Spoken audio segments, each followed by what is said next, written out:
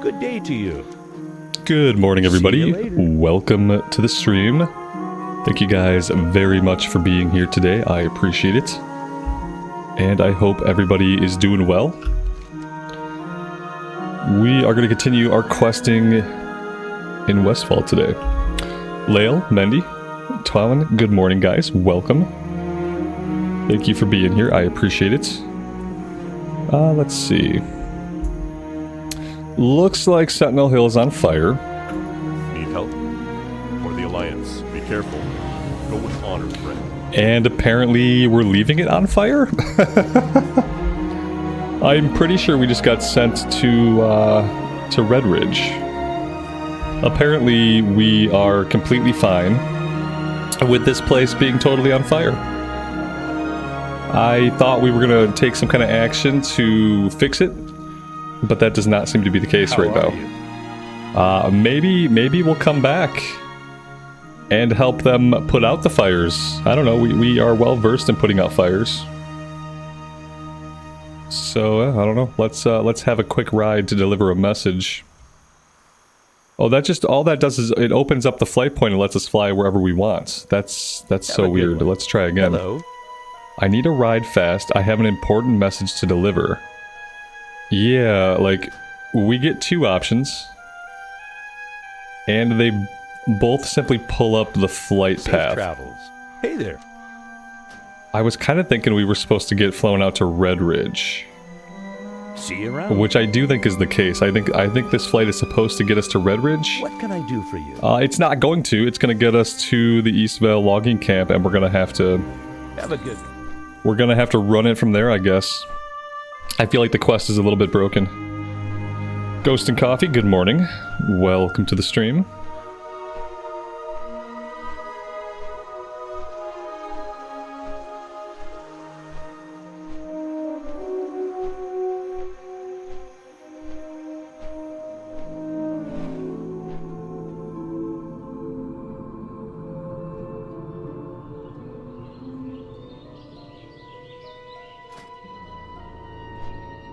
We do have a talent point. Psychic Link. Your direct damage spells inflict 30% of their damage on all other targets afflicted with Vampiric Touch. Okay. Yeah, that seems good. This one I need to read again. Every 2 cast of Devouring Plague, which, like, right now we don't cast Devouring Plague very often. But this makes it seem like maybe at a higher level we will be. Transforms your next Mind Flay or Mind Spike into a more powerful spell, can accumulate up to 2 charges. So it changes Mind Flay to Insanity, or it just buffs both abilities. Yeah, Mind Flay, Insanity, Mind Spike, Insanity. Maybe it's just more damage?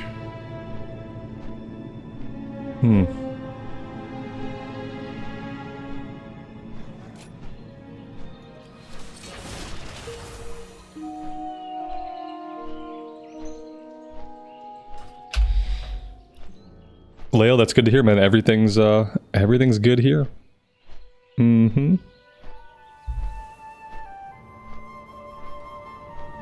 Oh god, the flight point's gonna take us to Red Ridge, and then it's gonna fly us back to the Elwyn logging camp. If only we could, like, parachute, like, right here, and just jump off. This is right where we want to stop. Let us stop! Oh, it's painful. Very painful. The inefficiency of it all. Cherry, good morning. Welcome to the stream.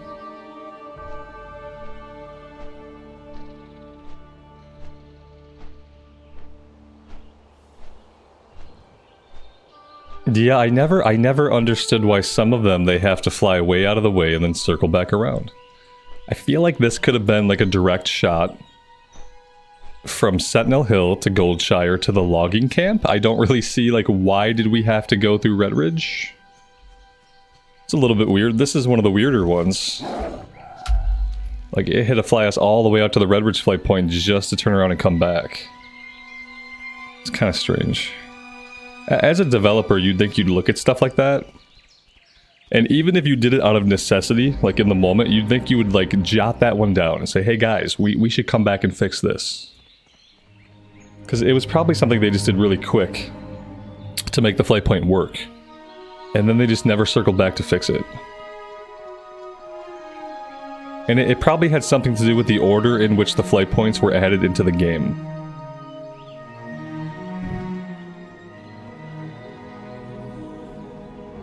You see, now we have this stuff going on in Westfall, but now I have a bunch of quests to do in Red Ridge. So, like, I'm not gonna do the Rambo questing in Red Ridge. Like, I have no desire to see that questing again ever in my life. But I will do some of the non-Rambo questing. Because, yeah, I feel like the quests break down into, like, those two categories. Like, the Rambo quest and the not-Rambo quest. How are you? Have a good one. Let's do the not Rambo quest, and then we'll go back to Westfall and see if we can put out the fires.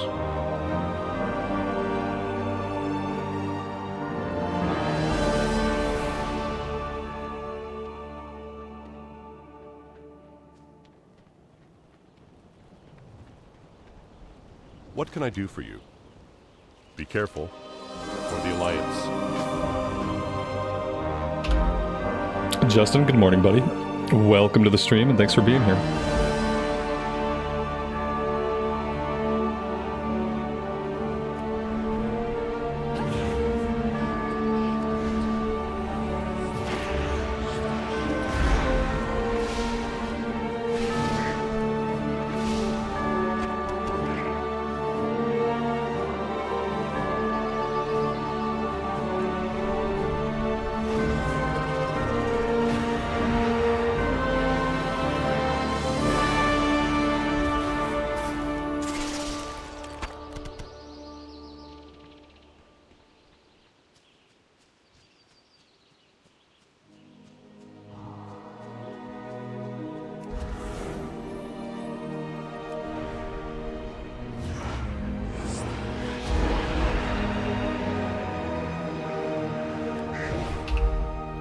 Yeah, Lael, it's nice here too. It is a nice day outside, but it's kind of getting to that part of the year where I know, like, pretty soon it's going to get really hot. And once it gets really hot, it's going to be really hot for a long time. So today is kind of a hotter day, but next week we got some cooler temps. I'm trying to, like, really enjoy the days where it's a little bit cooler outside. Because I know that's not going to last. Well, Dan, good morning to you, buddy. Welcome to the stream. Yeah, if it can hold off on getting, like, super hot until, like, July, that'd be awesome. Because then we only have to deal with it here in Michigan for, like, 2.5 months. By the middle of September, it's usually, like, pretty cooled off. So if the hot weather can hold off for 1 more month, we have to deal with it for July and August. And that'd be tolerable. These Condor are not making my life very easy.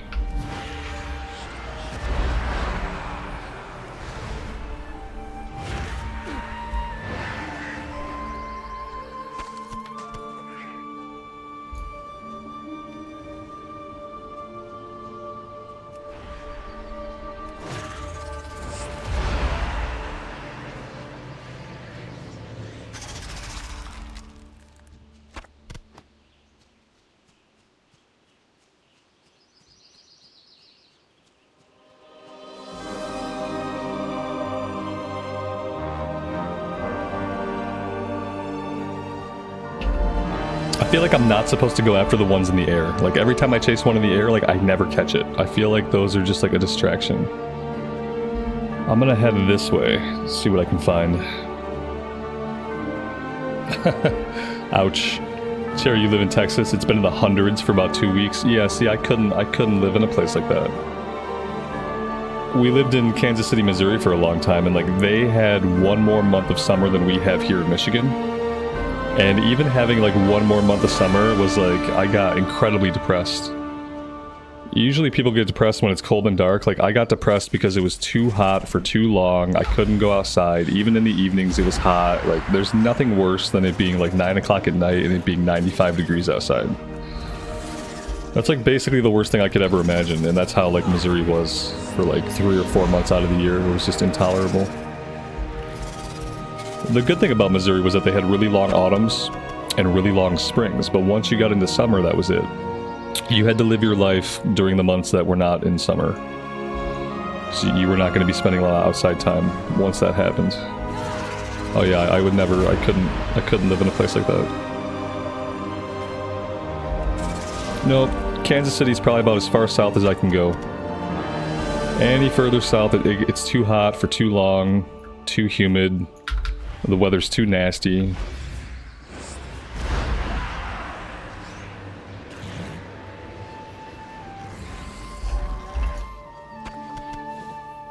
Lisa, good afternoon, good morning, good evening. Welcome to the stream. Thanks for being here.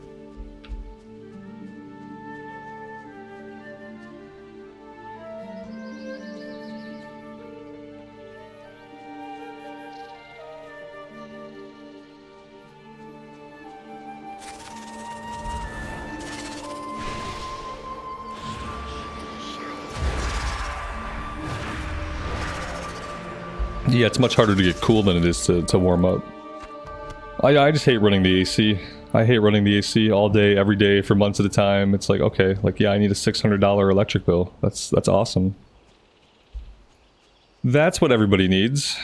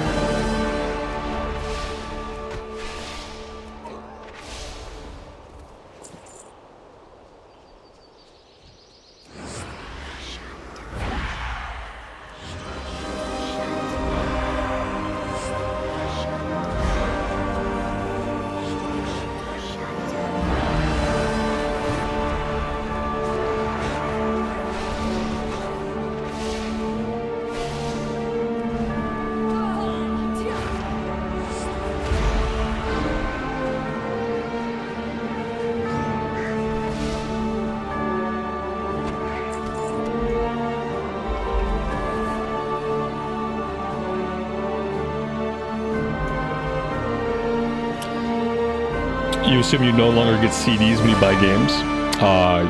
Yeah. Like, I don't even think you could find a CD. I don't even think my kid knows what a CD is.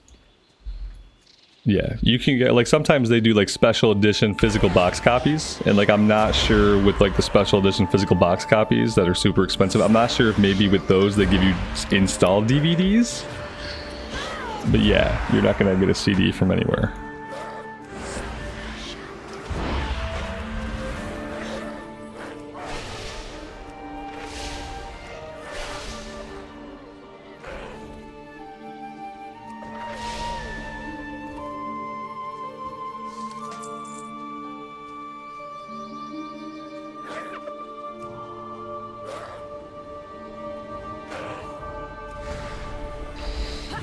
Yeah, that's a good point too. I don't have a CD. I don't have any kind of spinning disk drive in my computer. It's like, it's a waste of space and power, and it's, if I use it, it's noisy. Who wants to do that?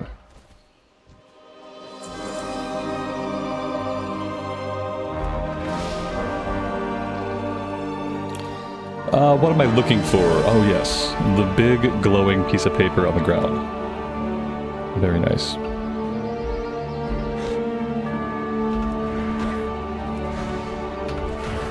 Patrick, good morning, man. Welcome to the stream. They make good coasters? That's true, that's true. The best use they ever came up with for CDs, there was this game called Monster Rancher back on like the PlayStation 1.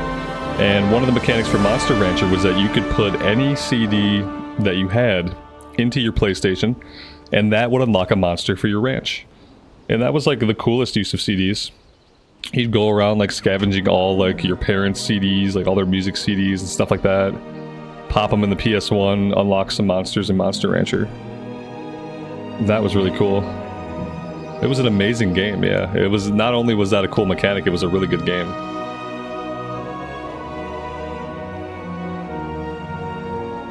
Spinning components are for cavemen. Yeah, exactly. Yeah, I still make fun of my wife because her work provides her with a laptop, obviously, for work, and it has a hard drive in it, like a spinning hard drive. I'm like, you are a content developer.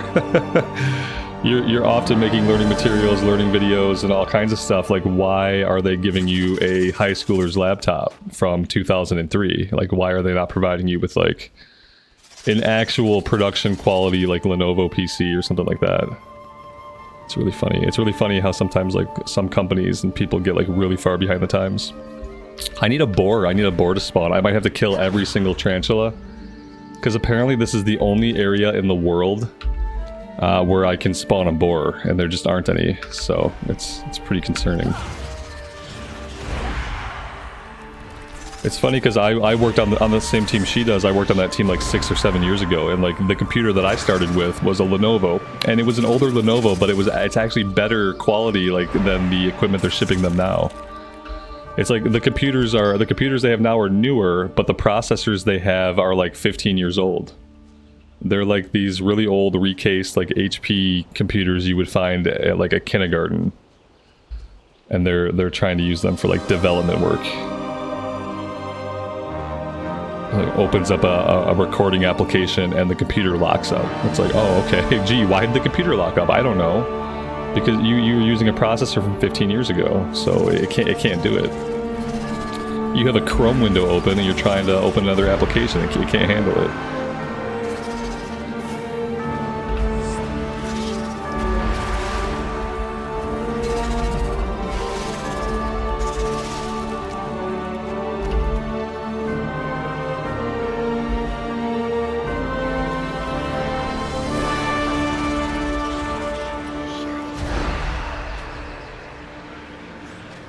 Lenovo went downhill when IBM sold the brand.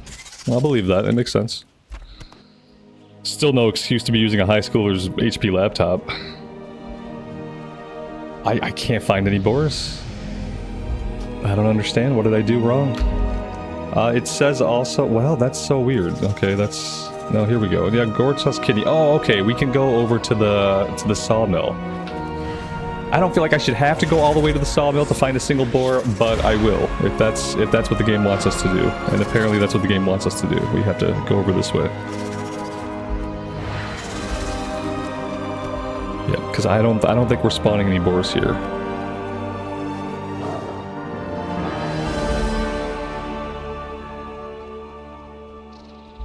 Yeah, the crazy thing is that it doesn't have an SSD. It makes no sense. It's so weird. It's so weird for any computer in the last 10 years, like, to just not have an SSD.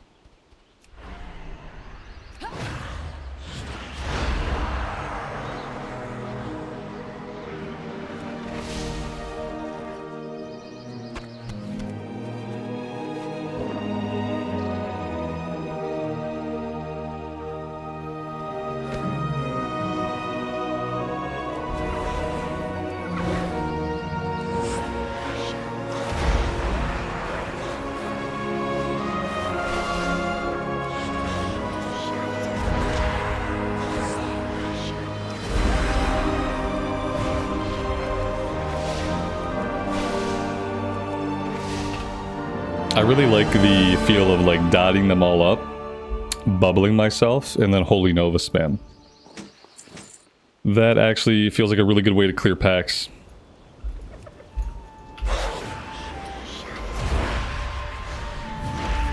Yeah, and on other classes, I really haven't been able to do that kind of thing, especially so early. Sometimes, like, classes don't get tools to AoE until a little bit later on, but on the priest here, we can just dot everything up. What really helps is we have a talent that makes it so Vampiric Touch also casts Shadow Word Pain. So with one cast, we get 2 dots. And then Holy Nova, we buffed Holy Nova in the talent tree, so it does more damage and more healing. So yeah, we kind of put ourselves in really good position to be able to do that kind of thing. These two are turning... Let's go turn these in before we go do anything else. With Psychic Link, it gets even stronger. Did I take Psychic Link? I haven't yet. I'm gonna grab it next. I grabbed Surge of Insanity so I can see, like, what it does. And we'll take Psychic Link next.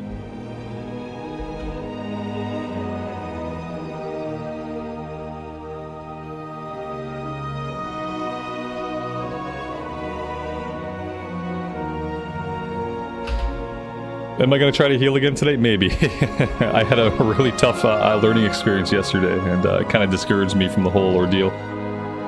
Yeah, like, I don't know that I'd ever really want to heal, like, high-level pugs, because tanks are insane. Hey there. Tanks are insane, and, like, the expectations placed on people are kind of intense. But I might try one more run today and see if I have a similar experience to what I had yesterday. Yeah, basically the problem is that I just can't keep up with tanks. I can't move fast enough. Like, I look up and the tank is really far away. I can't make myself move fast enough to keep up with the tank. I get distracted by, like, thinking about something, or chatting with you guys, or looking at a shiny object, like...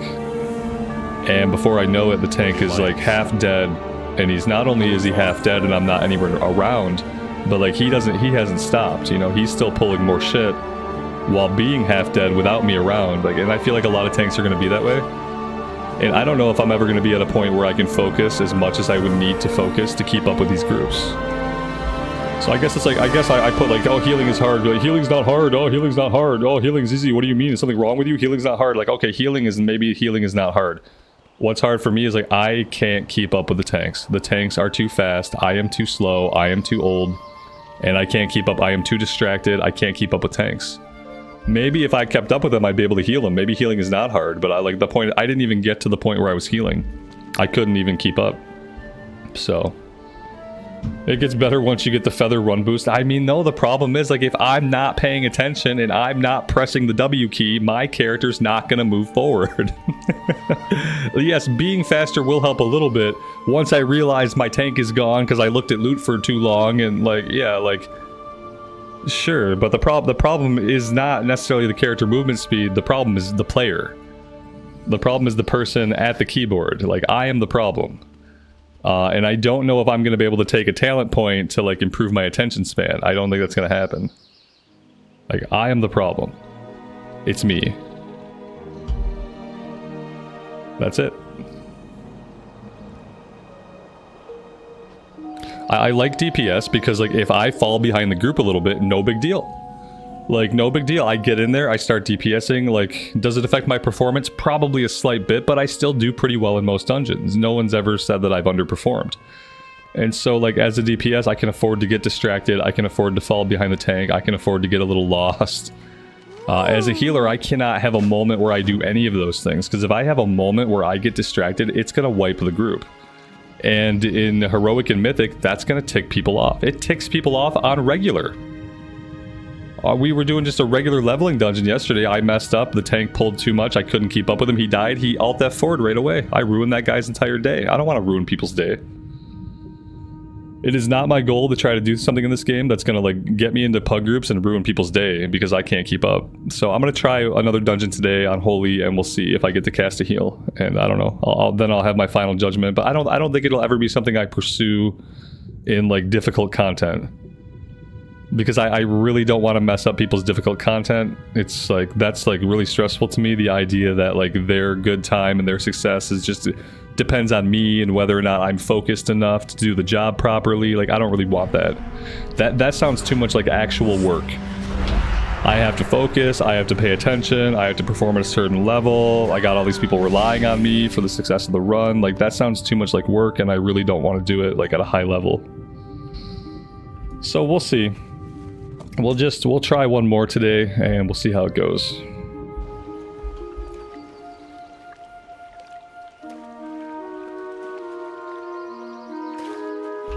They run level 15 dungeons like it's a mythic 25. Yeah, but they have to do that. Like, yeah, they do. And the thought process is, well, why are they doing that? But what I realize is they have to train themselves that way. Like, as a tank, you have to start training your muscle memory to do what you're going to be expected to do at high level.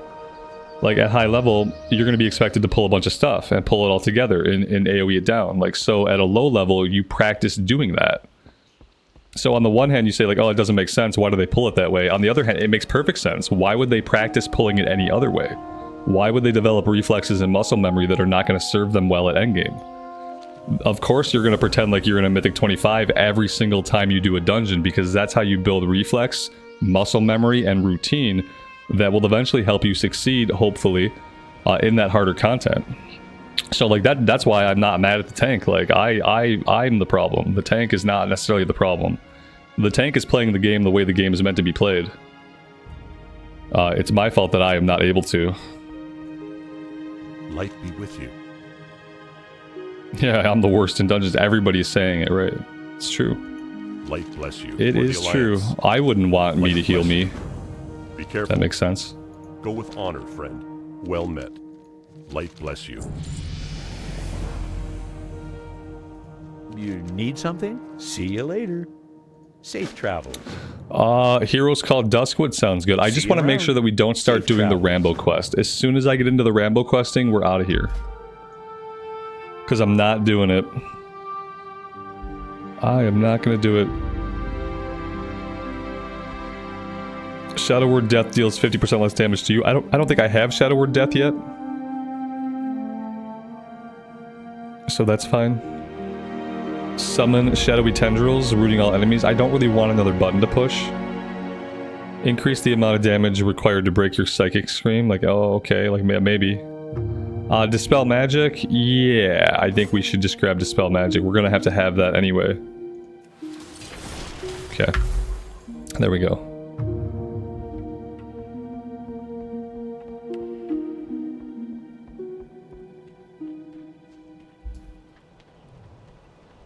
Alright, so... why am I tracking... Okay, I'm gonna abandon this pet quest. There we go, that's better. So, Everstill Murlocs and the gnome quarter.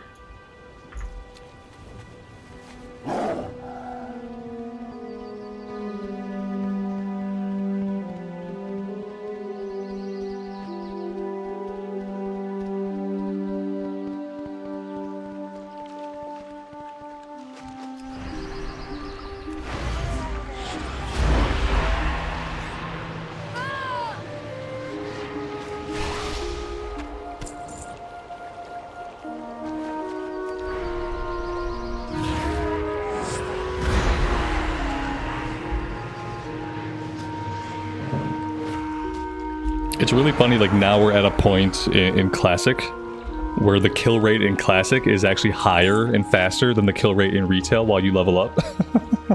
Like, at level 26 in Cataclysm on my Priest, I would Mind Blast something, and like half the time it would just be dead. Half the time it would just die. Here I'm putting multiple dots up, I'm Mind Blasting, I'm Mind Flaying, at the end of the Mind Flay I Holy Nova. Like, I'm pressing so many more buttons in Retail than I have to press in Cataclysm, and it feels better. It feels better to have to push a couple buttons.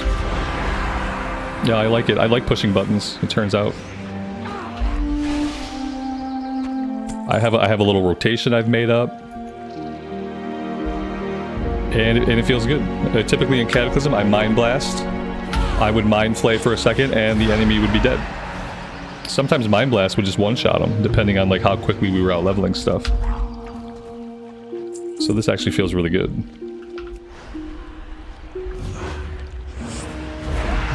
somehow Classic is going to get to a point where leveling in retail takes longer.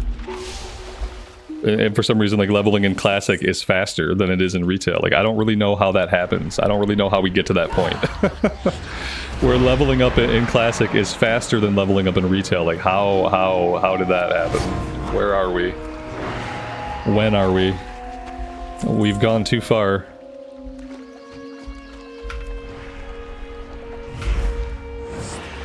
If I were in BOA gear, are you talking about heirlooms? Yeah, maybe if I was wearing heirlooms. We could test it. I don't want to wear heirlooms, but we can test it. I have a couple heirlooms.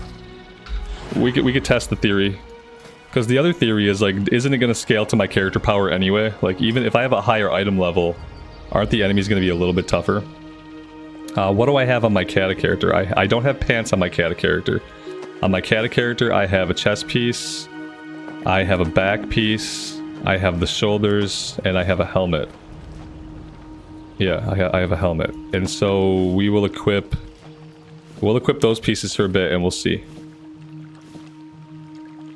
There we go. This is what we're rocking in Cataclysm.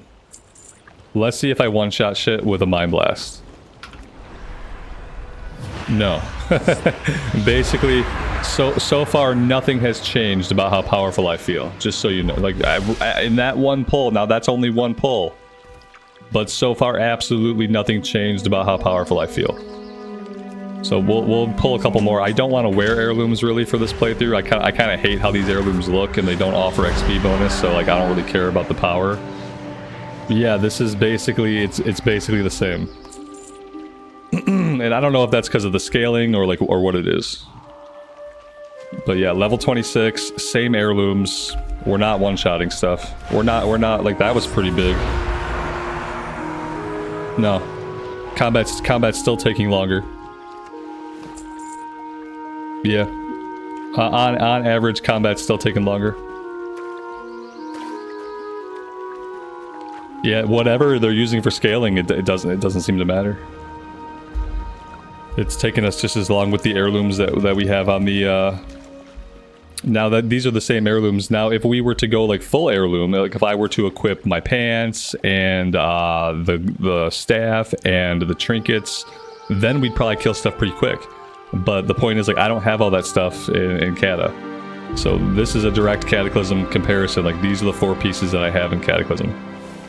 And so as you can see, not a really big difference. Let's go about taking these off. I still have the helmet on because I don't have a helmet. Okay, there we go.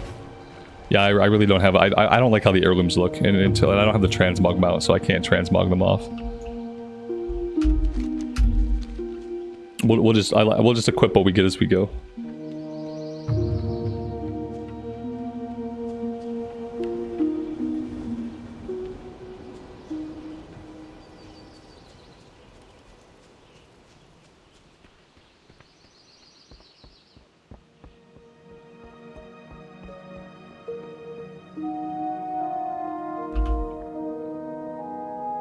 Yeah, I was using heirlooms in Kata. Yeah, I was using those same 4 heirlooms. Yeah, in Cataclysm we were using the chest, the back, the shoulders, and the helmet. The same ones we just demoed. Yep, that's what we're using in Kata. And with those in Kata, we kill things in like one shot. Like, you know, you can do a Mind Blast and a little bit of a Mind Flay, mob is dead.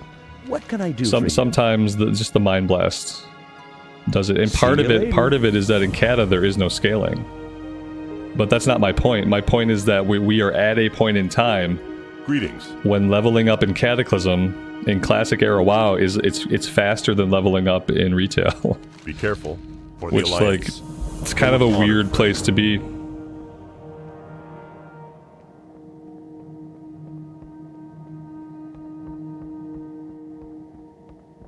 People can no longer pop in and say, "Oh, retail's too easy.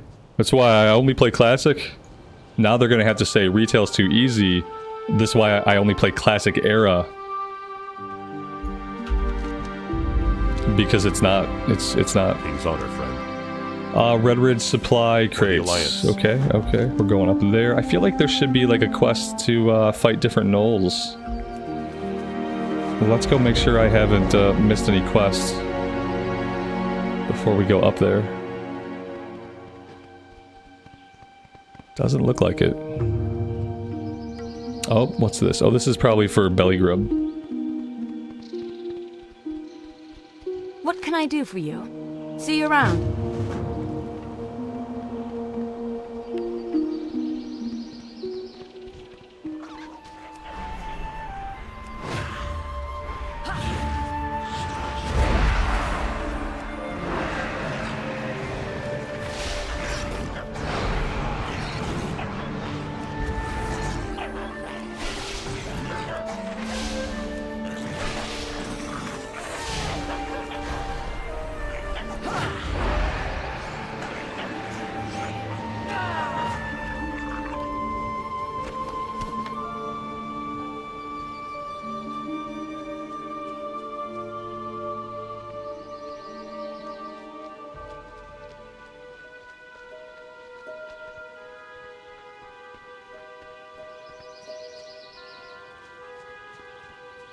Hello.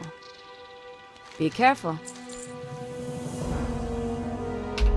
Yeah, once you remove the threat of like, if I pull that extra mob, I might be looking at a spirit run. Like, once you remove that, you can have enjoyable leveling, but you then have leveling where you don't have to think very much. That's the problem that like Cataclysm Classic suffers from like a leveling standpoint, is like we're way beyond the point where like pulling some extra mobs is any threat. So you don't really have to think about your pulls. But also like you can get to a point where you kill stuff so fast that you really don't have to think about your button pushing either. So now you're not thinking about your button pushing or your pulls, and so like what else is there to leveling gameplay? When all the quests are marked on the map, when you know where to go, when you don't have to worry about pulling stuff, when you don't have to worry about what buttons you push, just push a button, like you'll be fine, it'll die. Then there's really like not a lot to think about.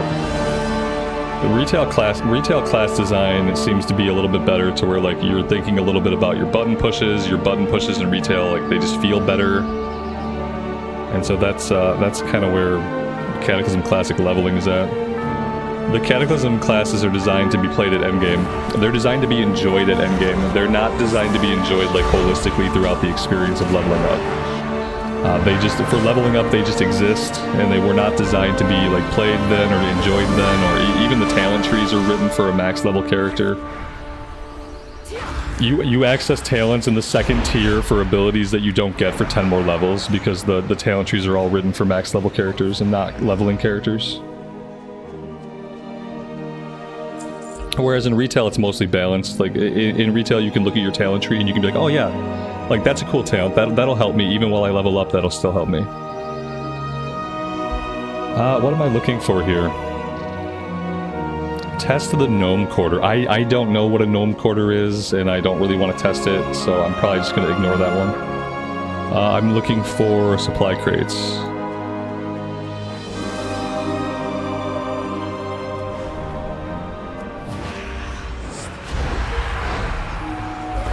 The weird thing is we never got a quest to go back to Westfall.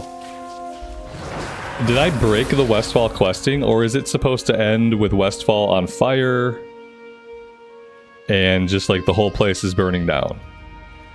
Because that's where we have supposedly, we've left Westfall in a state where like everything's on fire. And I just don't remember it being like that. I thought we were able to do some questing that like solved some of the problems and maybe the fires phase out. And I thought by coming here to Red Ridge we would do something and then we would get a quest to go back. But we never got a quest to go back. So that's a little bit weird to me.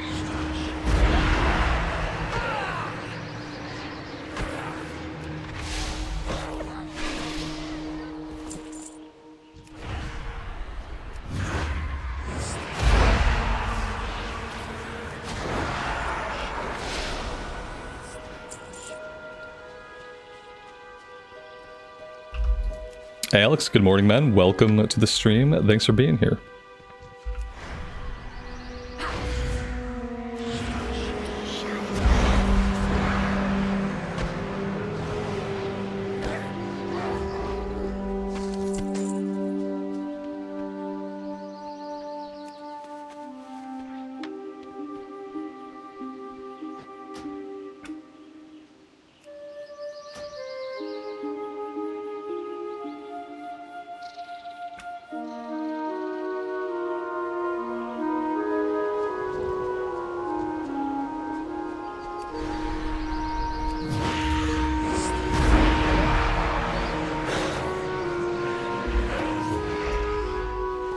Dustin, good afternoon, buddy. Welcome. These Etten, I believe there's a quest where I have to capture one of these, but I don't think I have the quest right now. So I should probably leave him alone. I wonder if I could kill him. I wonder if I could kill him. I think it looks like I probably can kill him.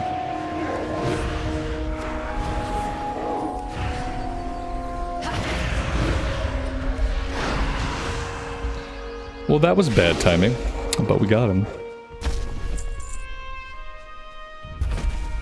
It's going good. It's been a good day so far. Mm-hmm.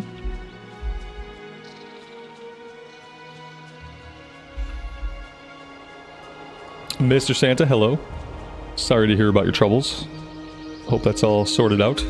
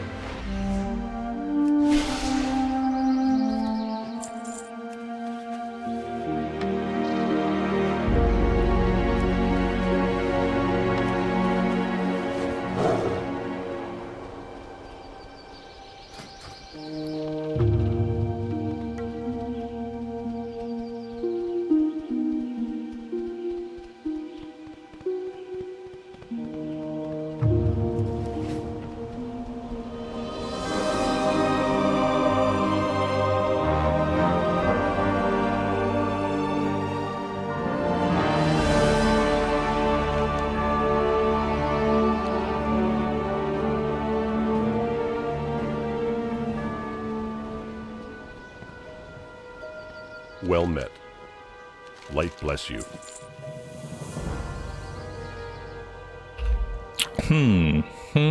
Okay, so all I have is the Gnome Quarter quest. Which I don't know. At the graveyard. Tested at the graveyard. Okay, okay, so there's no item. Apparently I just run to the graveyard. Okay, here we go. This is the quest that I thought we should have had to collect the Knoll bits.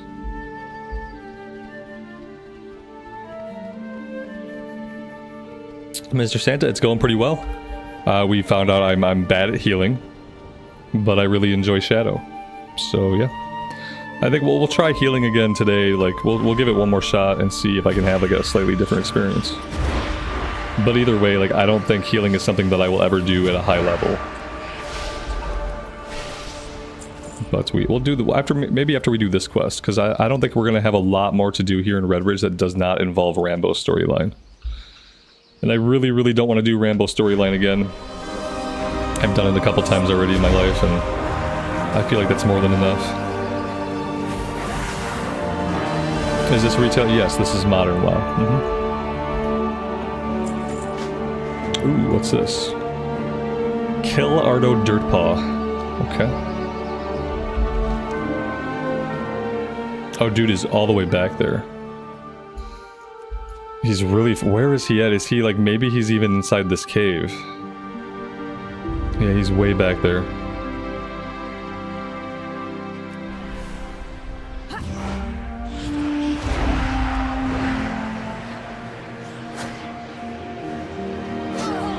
Is that a real quote? From Benedictus? There is no healing, there is no light, there is only power. It's a pretty badass quote.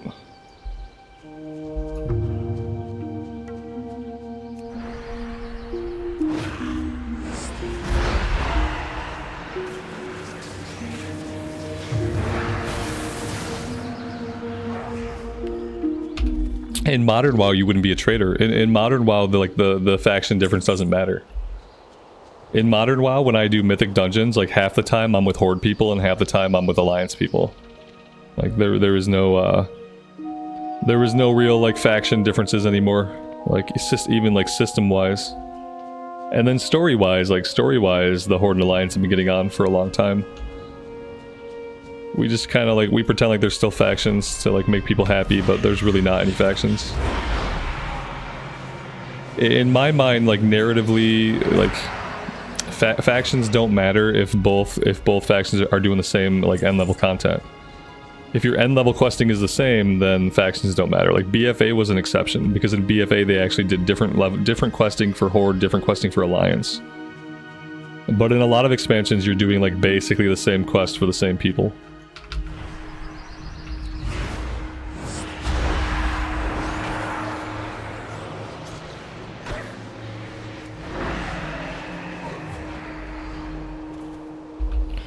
Is retail content great for someone coming from private servers? I have no idea, because I don't know what kinds of things go on private servers.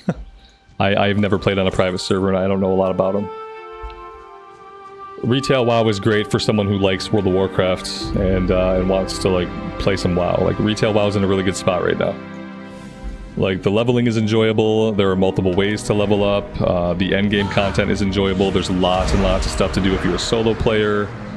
There's lots of stuff to collect if you're a collector, you know, there's a ton of stuff to do in retail WoW. So it's like, if you like WoW, it's a pretty good time to see if retail WoW is your jam. We got War Within coming out soon. It's promising to be a really good expansion.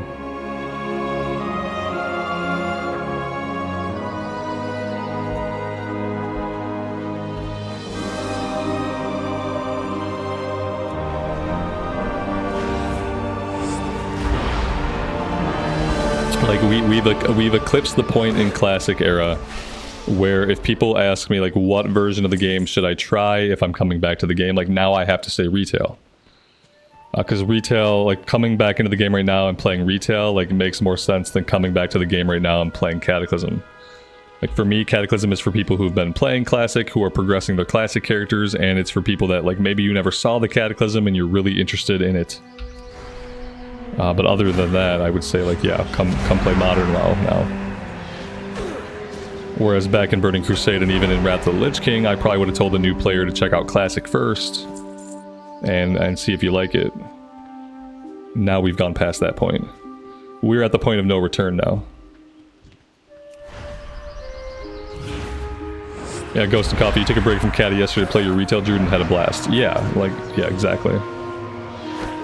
Like, for whatever the reason, whether it's the button pushes, or I don't know what it is, like, playing on this priest is a lot more enjoyable than leveling up the Cata priest. Like, I don't know why. Like, there's a lot of things that are, like, slightly different, and all of those, like, minor differences, like, come together to form a better game. Like, the fact that, like, the level scaling. Like, level scaling is something traditionally I don't like. But since the level scaling is making me hit several buttons per engagement, I like the level scaling now, because now I have to use a couple of abilities each pull. I'm not just one-shotting everything. That's one thing. Amar, thank you so much for the super chat, man. Thank you for the $10. Please do Healing in Mythic Plus to be so entertaining to watch live. Smiley face. No doubt it would be entertaining to watch me try to heal Mythic Plus. Yeah. You're not wrong. It would be entertaining. Would I have a heart attack or an anxiety attack? Probably. Probably. But that would be entertaining content too. I appreciate you, man. Thanks so much.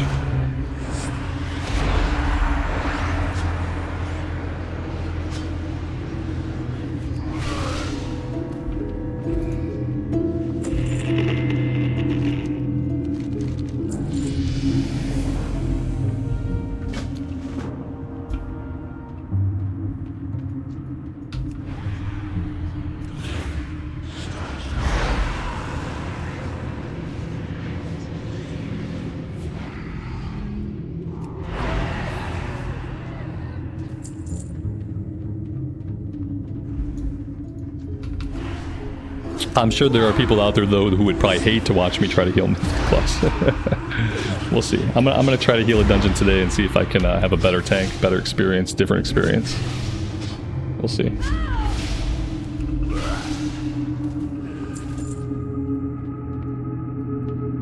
Looks like I have to go all the way back in the cave here. Whatever happened to the coffee funds? The coffee funds still exist. The coffee fund has to move from a weekly fund to a daily fund. Because what happens when I have a weekly fund, everything gets kind of out of whack and disproportional. What happens is in one day, like, it sounds like it's the stupid thing to complain about, right? But like in one day, a very generous person will come in one day and they'll like break my fund for the week. They'll just be like, bam, there's your whole week's goal. Your week's goal is over. So now I'm not going to do week-long goals. I'm going to do daily goals, because daily goals are more digestible, and if someone wants to come in and be awesome and bust my daily goal, that's great. Then I can still have goals for the rest of the week, and I'm not like, okay, no more goals. It's not good for me to like do a stream and not have goals to work towards. I learned that after the last time I got burnt out and took 4 weeks off.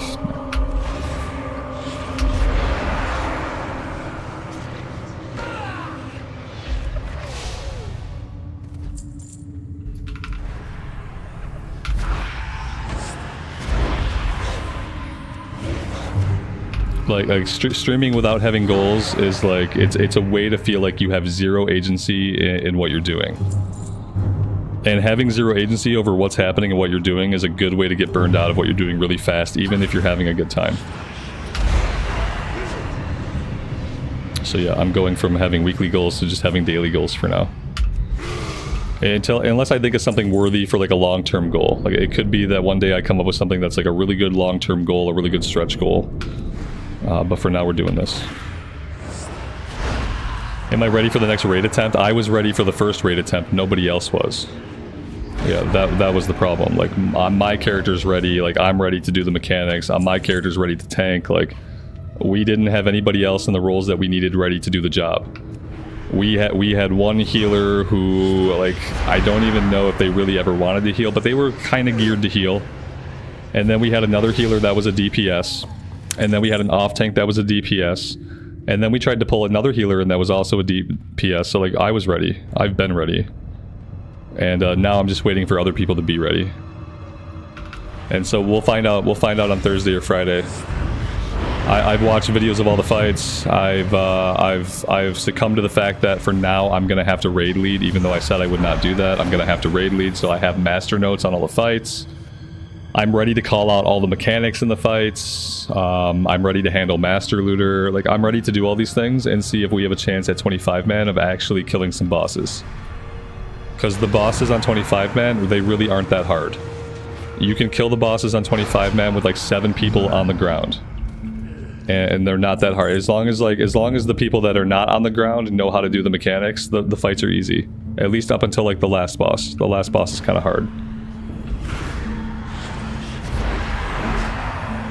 So yeah, I am ready and have been ready.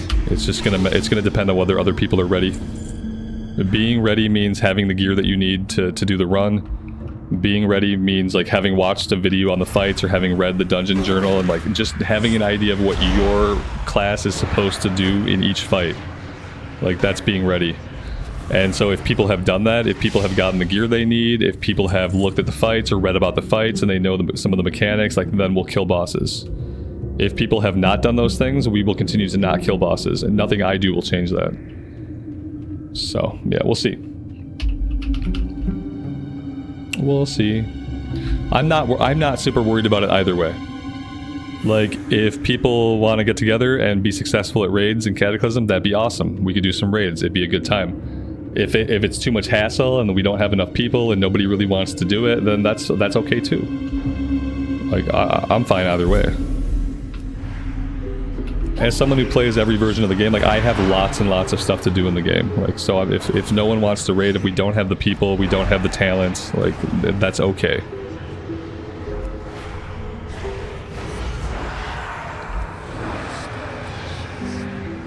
I'm definitely not going to be upset or hold it against anybody.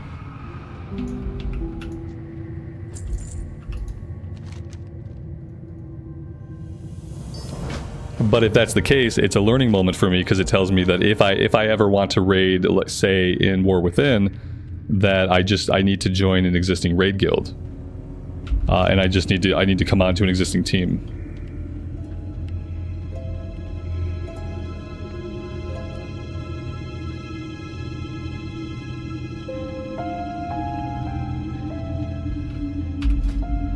Let's see. We're gonna grab a Psychic Link. Yep. Yep, there we go. Speaking of talent points. JS, happy Monday. Welcome to the stream, buddy.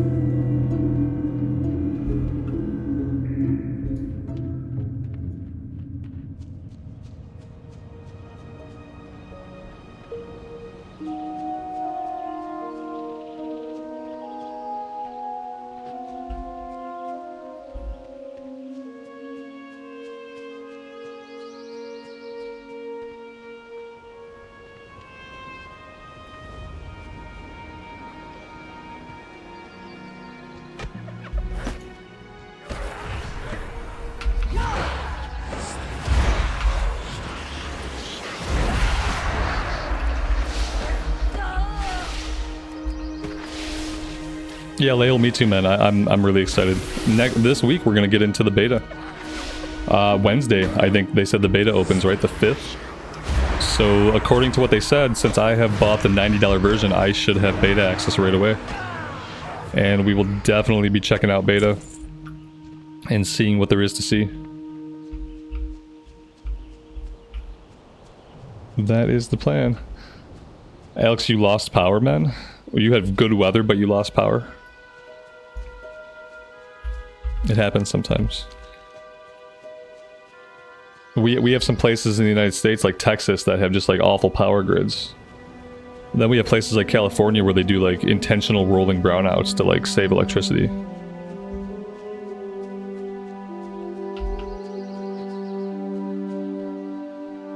Yeah, I'm trying to decide like how much beta I'll play. I might just play a bunch of beta. I don't know.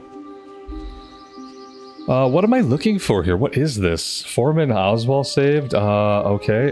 No. That's... I think we have to, like, control an Eden. I don't know how many more of these quests I'm gonna do. Yowler must die. Okay, let's go kill Yowler. We can at least do that. I don't know if I'm gonna do much more questing here in Red Ridge. So I think we're about to get into all the Rambo stuff.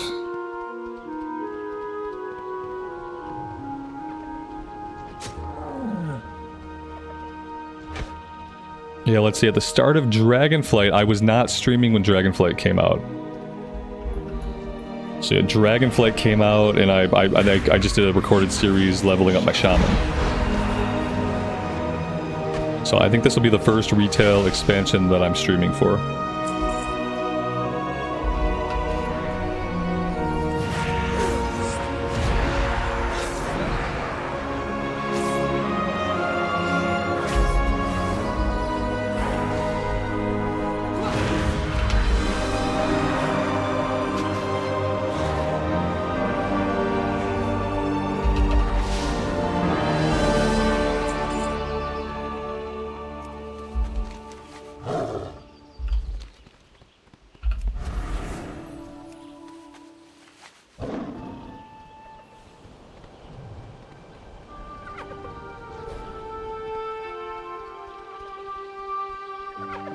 There's a hill Eden right behind us. Maybe this is the guy that I need. If I can drop all these gnolls, I can grab this guy. Okay, shit. Okay, I ran into a bunch more gnolls. Let me drop these gnolls, he says as he runs into every gnoll. Perfect. That makes sense.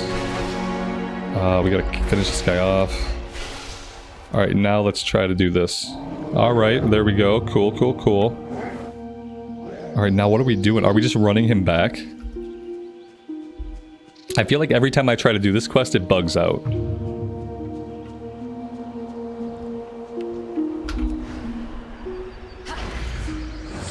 I don't think I've used Psychic Scream a single time.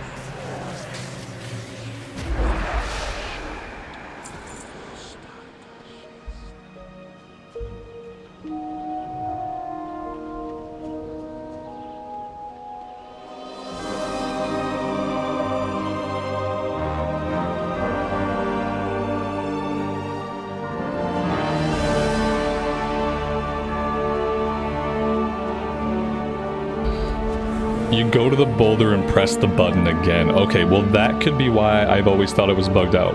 Because I think I walk up to the boulder, like I walk up to the guy and nothing happens. So I have to walk up to it and press this. Okay, like where is the boulder? Why did I think the boulder was back in town? Like I don't know what's happening here. Like what's... He doesn't seem to be having any boulder problems. Like, he just seems dead. Look, these guys are like, we'll get you out of there, just hang on. Like, he's fine. There's nothing wrong with this guy. There's no boulder. What boulder? What boulder? Yeah, like, it'll still work? Yeah, like, the game is bugged. There's no boulder. There is only Zool. But there we go. We did something. They still think the rock won't budge. The invisible rock won't budge. I'm pushing as hard as I can. This thing weighs a ton. Like, it does? It weighs a ton? The boulder's in stealth, yeah. Like, what's going on? It says that I completed the quest, but did I really? And how do I get rid of this Eden? I love for this guy to, like, no longer be... Is he gonna come right into the town hall with me? That's gonna upset some folks. Oh yeah, this is not good. Oh, sorry, just trample everybody to death. Sorry.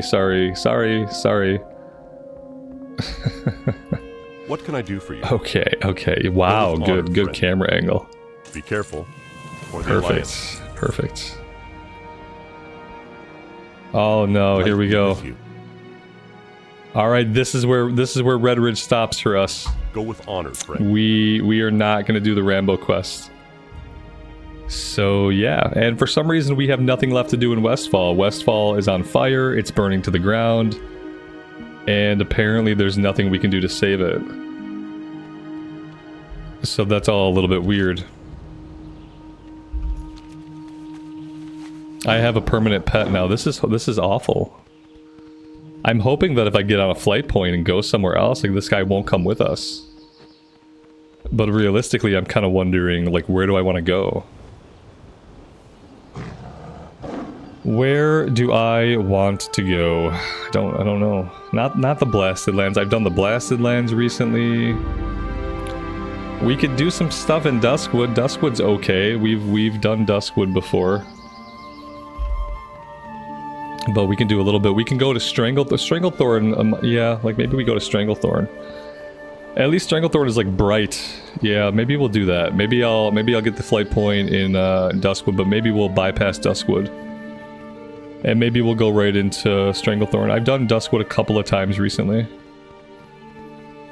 We can't abandon him. We are family now. Westfall is usually bugged the last quest. At least, yeah, that's what I'm missing. I'm missing that last quest to like take us out of the burning down phase and into like normal phase. I also didn't feel like we did a lot in Westfall. I didn't feel like we did enough to be done with the zone. We didn't even fight any Defias. Like, where are all the Defias at? We didn't fight any of them. Ashenvale? I feel like I've done Ashenvale recently too. I did, well, let's see. Yeah, I did Ashenvale on my Night Elf Warrior. And I just did that stuff like a few weeks ago. It's still like pretty fresh. Yeah, I took my Night Elf Warrior through Duskwood, Ashenvale, and Fellwood. Although I only stepped foot into Fellwood. I didn't do a lot in Fellwood. Fellwood seemed like it was going to be pretty cool.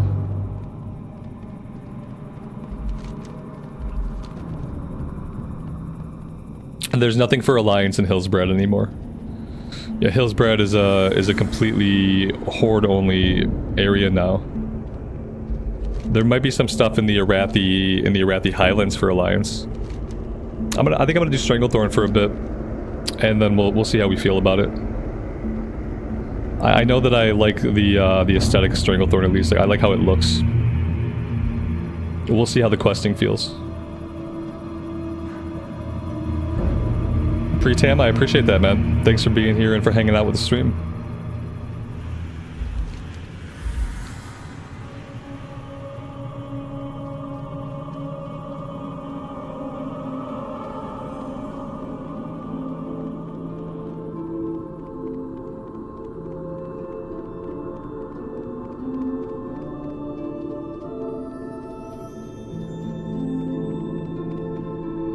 Yeah, we're a void elf. Yeah, we're not we're not a blood elf. Right, right. Can I help Oh, you? we already had this fight point. Yeah, we already had Farewell. I forget that in retail they give you a lot of the nearby flight points to like wherever you're questing at. Like, or at least they give you like a lot of the beginning flight points. I don't know when they started doing that. It is tempting to do some stuff here. Do you guys want to do some stuff here, or do you want to go right to Stranglethorn? It's kind of tempting to do some questing here.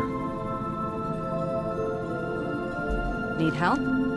Safe Yeah, travels. maybe we'll just do some stuff here. Have a good one. It's not a bad... The remake here was pretty light.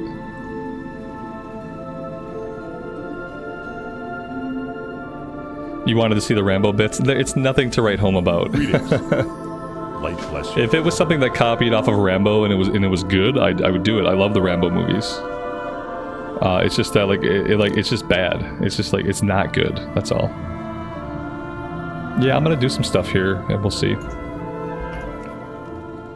None of these look really interesting. The Netherstorm, just randomly the Netherstorm. Okay. Not a classic Arizona at all. Need help? Be careful. Light bless you. Go with honor, friend. And I'm gonna set my Hearthstone here. Well met. Because I feel like it's still set at the Lion's Pride Inn. Light bless you. There we go.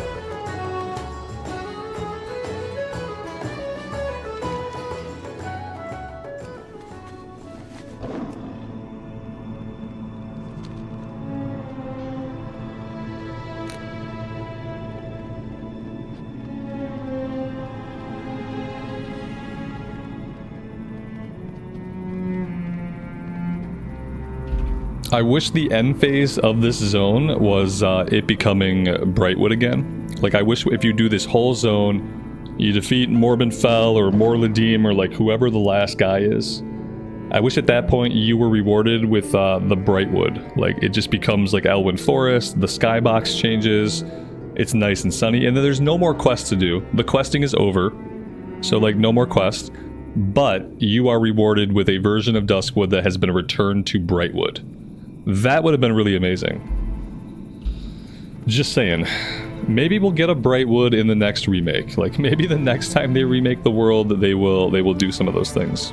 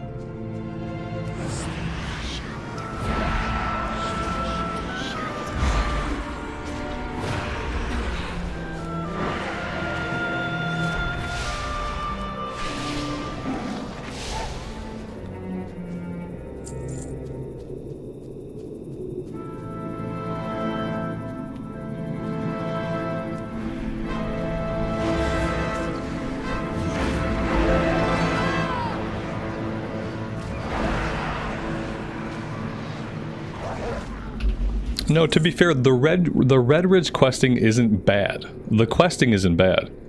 I just hate the concept of it. I just don't want to do it again. I've done it many times.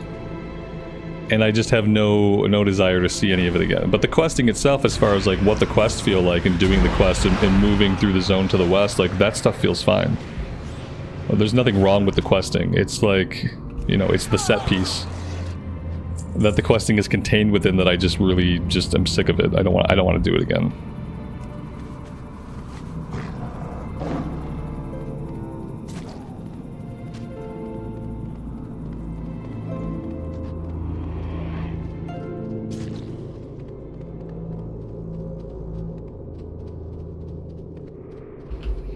Yeah, anywhere where they took a really heavy hand narratively, it just like, it kind of ruined the zones. Like, the zones like this are better. Like, they did some stuff here, they made some changes, but they didn't insert a bunch of like new narrative stuff. They didn't insert the faction war. And so zones like this, where they came in, they made some changes, they moved some quests around, they recontextualized some stuff, these are the best cata zones. Because there's no faction war, there's no like heavy-handed, silly like story narrative being like forced into it.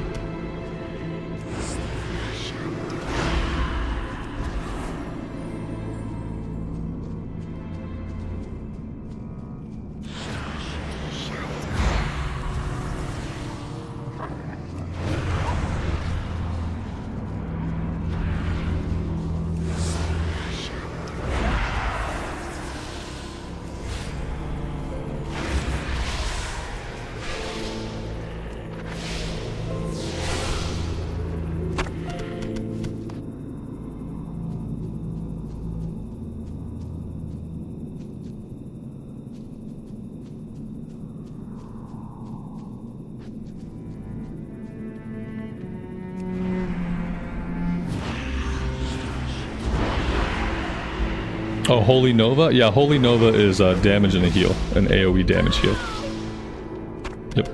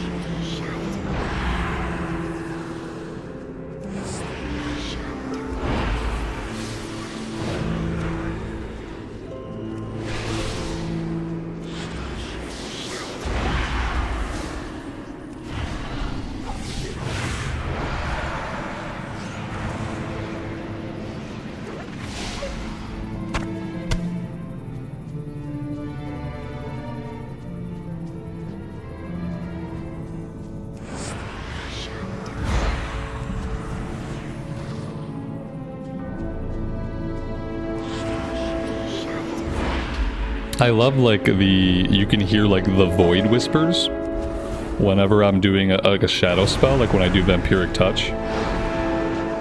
You can hear like these voidy like whispers. It's a really nice touch.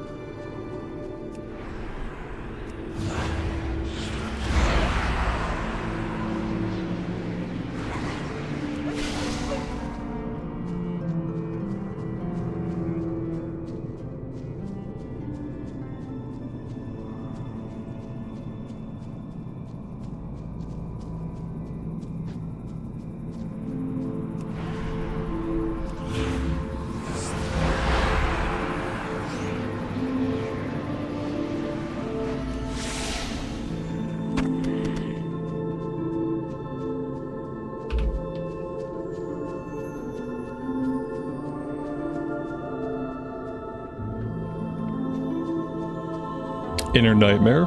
John, good morning guys. How is the leveling going? It's going really well. I am very much enjoying myself on this retail priest. The button pushing is much more fun than the Kata priest. So there's that.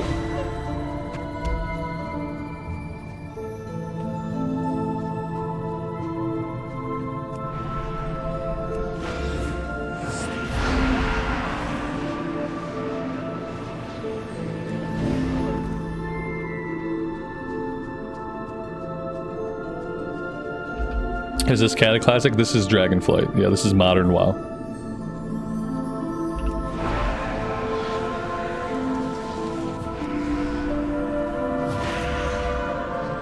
we had a Kata priest going, and we have this priest going, and the kind of the idea was to compare the two of them. And so far, like, we're about the same level on both characters. And so far, the class design, the button pushing, the talents, the leveling, everything feels better in modern WoW. Just from like enjoying my gameplay perspective, like everything is more enjoyable in modern WoW than the leveling experience is in Cataclysm. At least for me. Everyone's going to be different, but for me, this has been more enjoyable.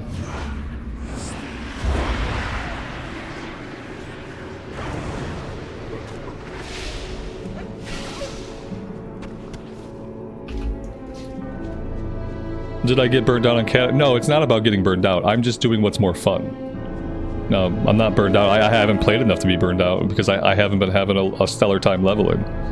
What I want to do with Kata is I'd like to raid on my warrior. Like, that was my whole goal with Kata. I got my warrior capped out, I've got my warrior geared for raids, and now it's a matter of if other people in the guild want to raid. If other people want to put in the effort and the time to be ready for raids, then we can raid. And that character is more than ready. And if people don't really feel like doing that, that's absolutely okay. I have other versions of the game that I enjoy, so I can go do something else. No, right now it's just about spending my time where I'm enjoying it the most.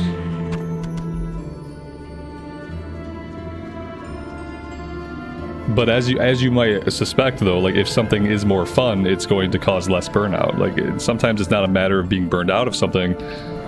Sometimes it's a matter of just, like, something is not fun. Because burnout can happen even when you're having fun. Burnout is just that you've been doing too much and you haven't been addressing things that are bothering you in certain ways. Like, burnout can happen when you're enjoying yourself. Burnout is not always a result of not having fun. I did set my Hearthstone, and I think I'm gonna Hearth back. I'm assuming we're gonna get sent out here eventually. That's not my Hearthstone.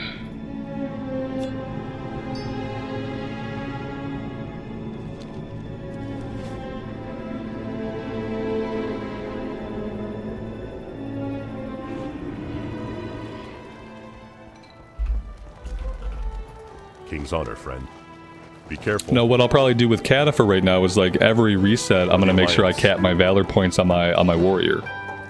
But the cap is really low. The cap's like 1,600 Valor points, so I'll probably cap my Valor points in one day. And besides that, I'll either raid on the character or the character will sit. And he'll collect Valor points. Light bless you. And then, you know, maybe one day they'll do what they did with Wrath. Maybe they'll add Titan Rune Alpha, Titan Rune Beta, and Titan Rune Gamma. Be careful. And then that'll give the warrior, like, some more solo content to do, if they ever choose to put those into the game. For the Alliance. But for right now, I'm just waiting to see if we're gonna raid.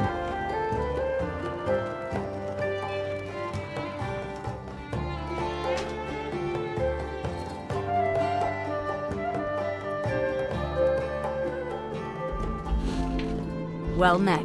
Yeah, Alex, it sounds like retail's not for you. Like, I've enjoyed basically every class that I've leveled up. I've enjoyed it. And that was true in Classic era, and it was true in BC, and to some extent it was true in Wrath, but it's not true in Cataclysm. In Cataclysm, I try a class, and usually I find it boring, underwhelming, and lame. That was how I felt about the Hunter, and I could see the Priest kind of feeling the same way, and part of it is how it feels to level up. Part of it is, like, you can't even judge it until you're at endgame. Like, so yeah, like, a class that might be good at endgame, like, it just feels really lame to level it up and to play it.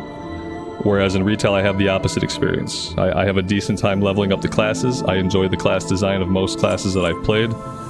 And then I've also enjoyed several of them in endgame content. It's just different games for different people. Farewell. But, you know, your time in Classic is numbered. Eventually, you're going to be playing Dragonflight Classic, so, like, enjoy it while you can. Have a good one. What can I do for you?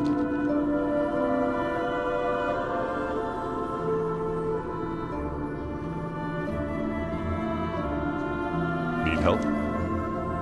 The other thing to keep in mind is in retail, it's not really just about your class. Like, every spec is its own class. Every spec in the game is its own class. Like, an enhancement shaman has nothing to do with an elemental shaman. A frost mage has nothing to do with a fire mage or an arcane mage. Every class from level 1, every spec from level 1 is its own class. Be careful. And so there are like 16 classes in the game.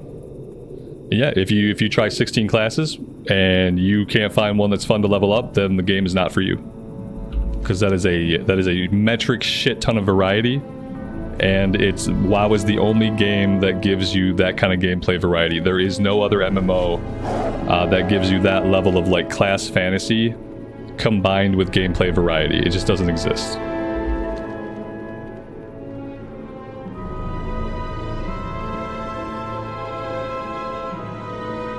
Greetings for the Alliance. Yeah, plus we're getting hero classes coming up in War Within, so like even more specific variety, right? And there's no other game on the market that even comes close to the variety of classes and playstyles. You a chipper-looking one. So like in that case, I'll just say MMOs might not be for you. Like modern MMOs might not be for you.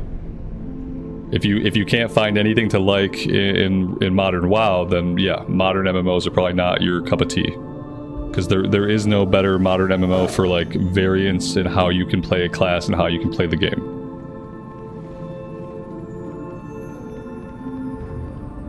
Hello. Have a good one.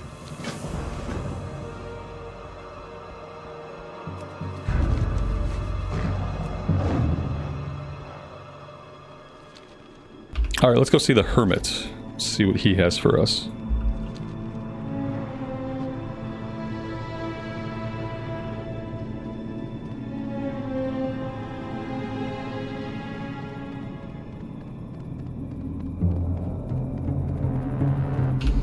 What are hero classes? Hero classes are basically like a spec inside of a spec.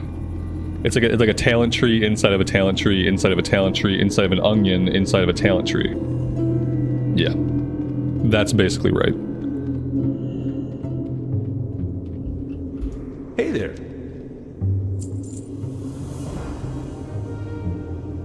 See you later. Good day to you. Have a good one.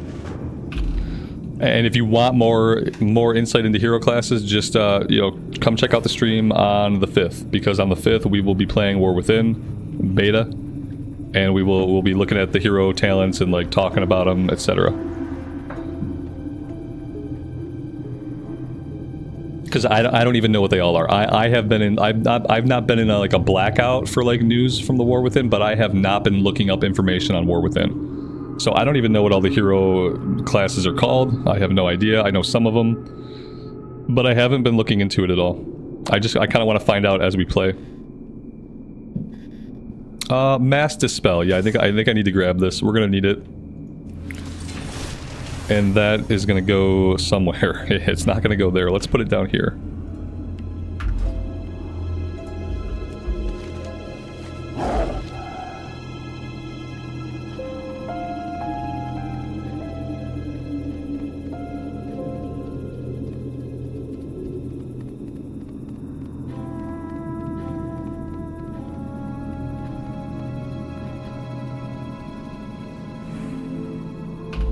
Yeah, I'm really excited to see like how they do end up changing the class, like how the class feels.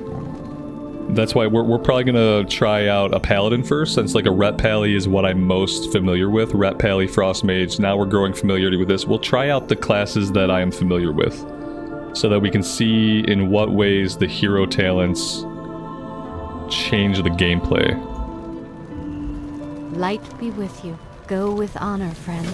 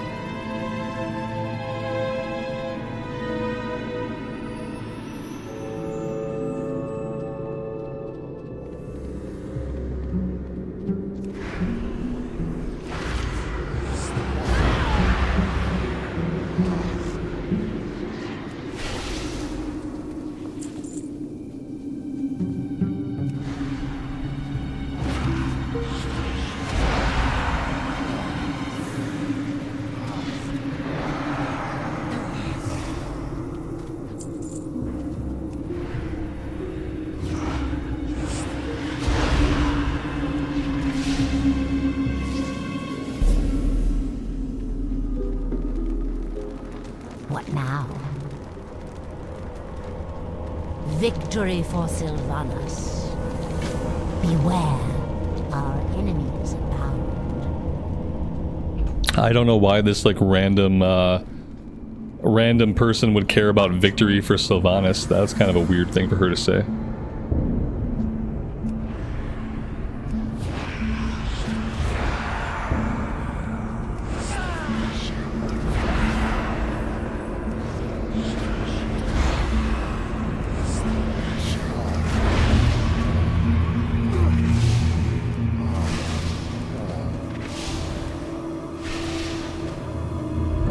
Is it worth going through the old world in Dragonflight just to see all the updated models?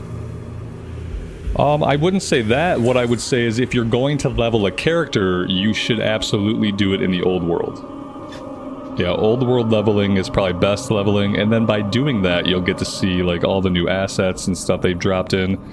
The other good thing is they changed the lighting and they fixed the view distance, so you can actually, not here you can't tell because we're under a canopy. But you have longer lines of sight, and you have better lighting now in the old world than we used to have, because they took the Dragonflight skybox technology and basically put it into the old zones. So yeah, it's not worth it just to go see those things, but if you're going to level a character, then absolutely level it through the old world. And just kind of pick zones that you either, like, you love the zone, or maybe you've never seen the zone. At level 30, you get flying, so you can just open your map and you can say, I really want to go check out the wetlands. You fly to the wetlands, do some questing there. Definitely the best way to level up in retail. I mean, unless you're a person who likes Mop Remix. Mop Remix is also an option.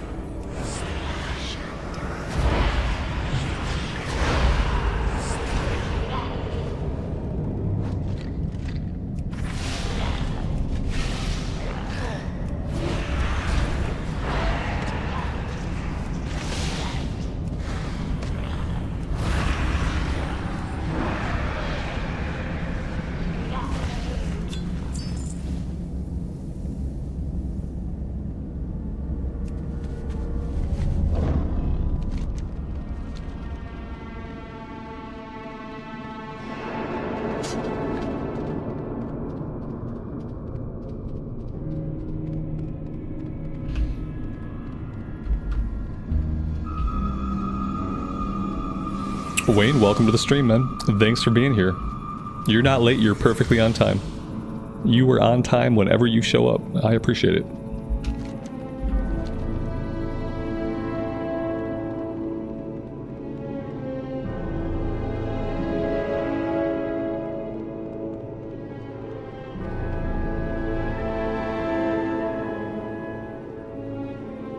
Can I help you? See you around. Yeah, with all the issues that Mop Remix has, I'm not sure that we'll be seeing another remix Well met. anytime in the near future. Be careful. Safe travels. The worst part is like a lot of people got nerfed for frog farming, but then there are people who didn't. Then there are people who did frog farming, and they just kind of skated by. And that's why you can't punish people retroactively for exploiting the game that you didn't test and don't play. You just have to let them do it. And you can't go back. You can change it, like you can get rid of the farm. Light be with you. But you can't punish people for doing it because you're not going to catch everybody. Go with honor, friend. And that's going to be so much worse when now it's like such a small percent of people that got away with doing it. And now they get to run around one-shotting raid bosses. Be careful. And everybody else is nerfed. It's like you can change the farm and you can fix the exploit, but you should not go back and like literally take things away from people or punish people. Like, you're the game designer, you're the game developer. It's literally your fault this existed in the first place. And from what I understand, like, people kind of knew frog farming was going to be a thing right away. There was like a Taliesin video where he talked about like how funny would it be if people just farmed the frogs in the Timeless Isle. Like he talked about that before Remix was even out. So like you have a fan base that knows what the exploits in your game are going to be before it even comes out, and like you're not connected with your fan base or your game enough to even know what to look out for when you're making the game. So like to punish people seems kind of crazy. Safe travels. They should have buffed everybody. They should have said, okay, people exploited something that we should have known about. We're gonna buff everybody. Enjoy a massive buff to all existing MoP Remix characters.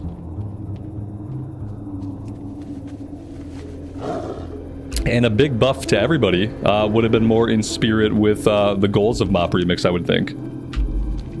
Let everybody run around in one-shot raid bosses. Like, just buff everybody's cloak, like, to the max. And give everybody, like, a item level 600 set of gear. And just let them go to town.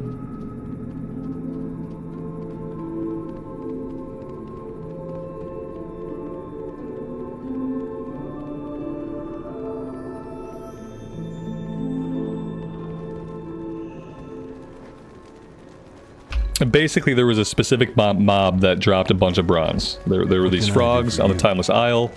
Be careful. They dropped a bunch of resources, a disproportionate amount. Have a good one. And people found out and they farmed them. And while they were doing it, they probably weren't thinking it was an exploit. They were like, oh look, I found these mobs. Like, they drop a lot of bronze. Let's farm the shit out of them. It probably felt like intended gameplay because it was in the game.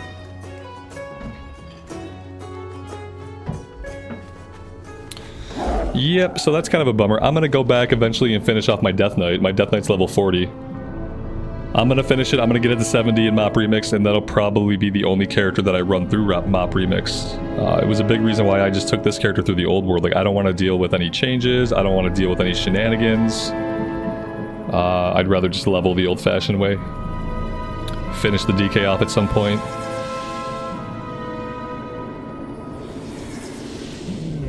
Yeah, the same thing happened with Sod Incursions. They were over-tuned for reward and people were farming them, and then they nerfed it. Did they also punish people and like take progress away from them in that case? Because that's the worst part about what they did, was that they like not only did they nerf it, like whatever, nerf it, but then they also like punished people who were doing it. What's frog farming? Google it. If you Google frog farming, you'll find out. I just explained it a minute ago.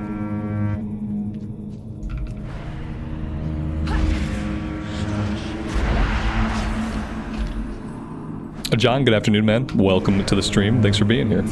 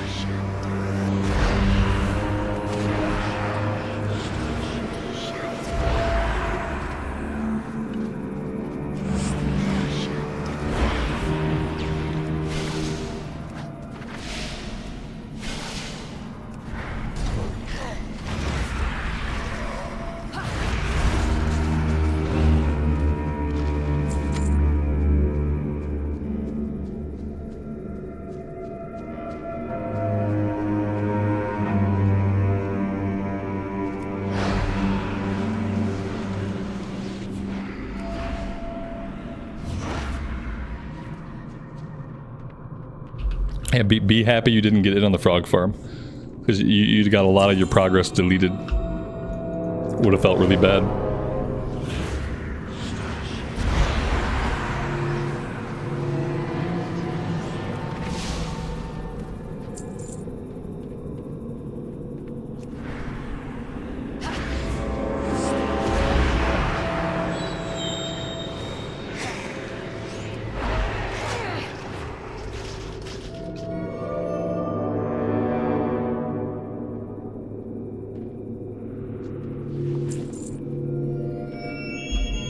Karen, good evening. Welcome to the stream.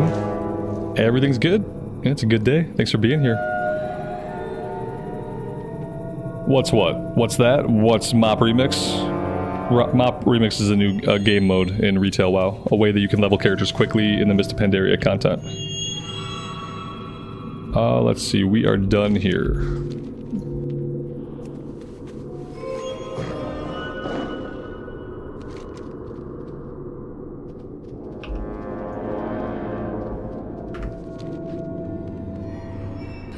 Exploit early and often. I mean, if you're gonna exploit it all, yeah.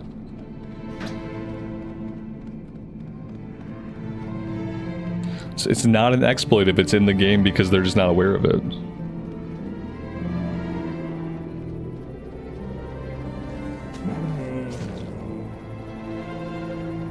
But that's the thing, is like, it's to me it's not an exploit. Like finding a mob that grants like lots of resources and then farming that mob, that's not an exploit. It might be an oversight by Blizzard, by the developer. Like they just maybe they didn't do their jobs right. That's fair, but that's not me exploiting it. That's me finding something that happens in the game and seeing its benefit to me and then doing that activity. Like it's not an exploit.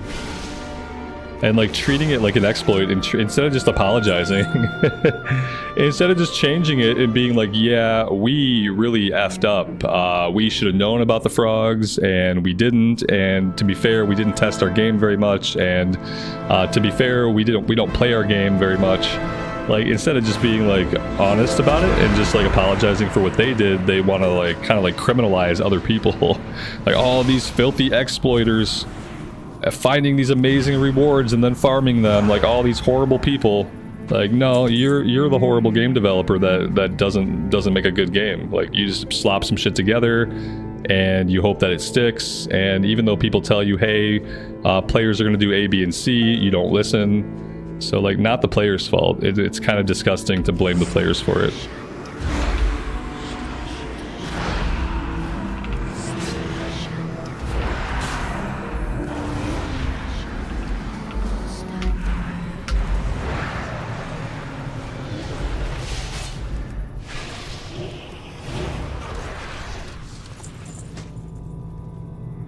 That's just my opinion. Yeah, that's my take on it. Maybe it's a shit take, I don't know.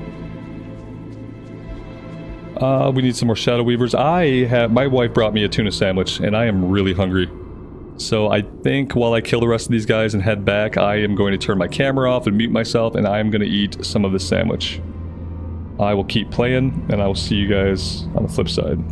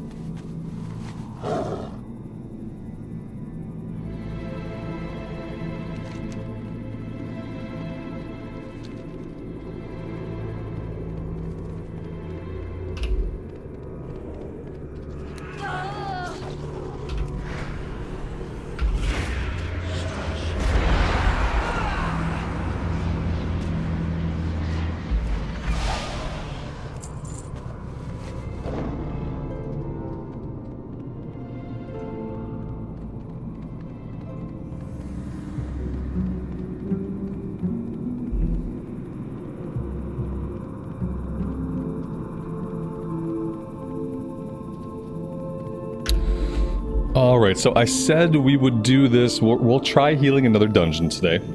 And we'll see if it's similar or different than what happened yesterday. And if it's similar, if it's the exact same thing, then I don't know if I'll continue trying, but we'll see. Let me turn these in. Hello. And then we'll queue up for something. We should also probably check our gear. And just make sure that we have Go with honor, everything friend. equipped that we Light have. bless you.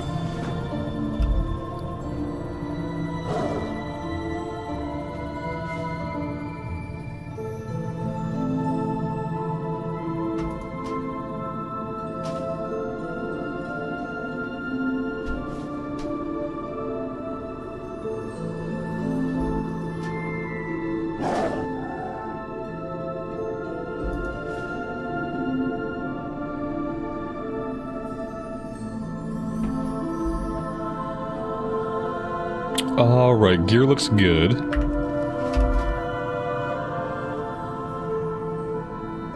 Mind Spike. I feel like I have to have this. Replaces Mind Flay. Oh. I mean, do I want this? Replaces Mind Flay. I mean, Mind Flay is useful while leveling up because it slows the enemies down. This seems like it's just going to be a cast. 1.5 second cast. Mental Decay increases the damage of Mind Flay and Mind Spike. That's going to be good no matter what. Void Eruption or Dark Ascension. Release an explosive blast of pure void energy, activating void form and causing 300 shadow damage to all enemies.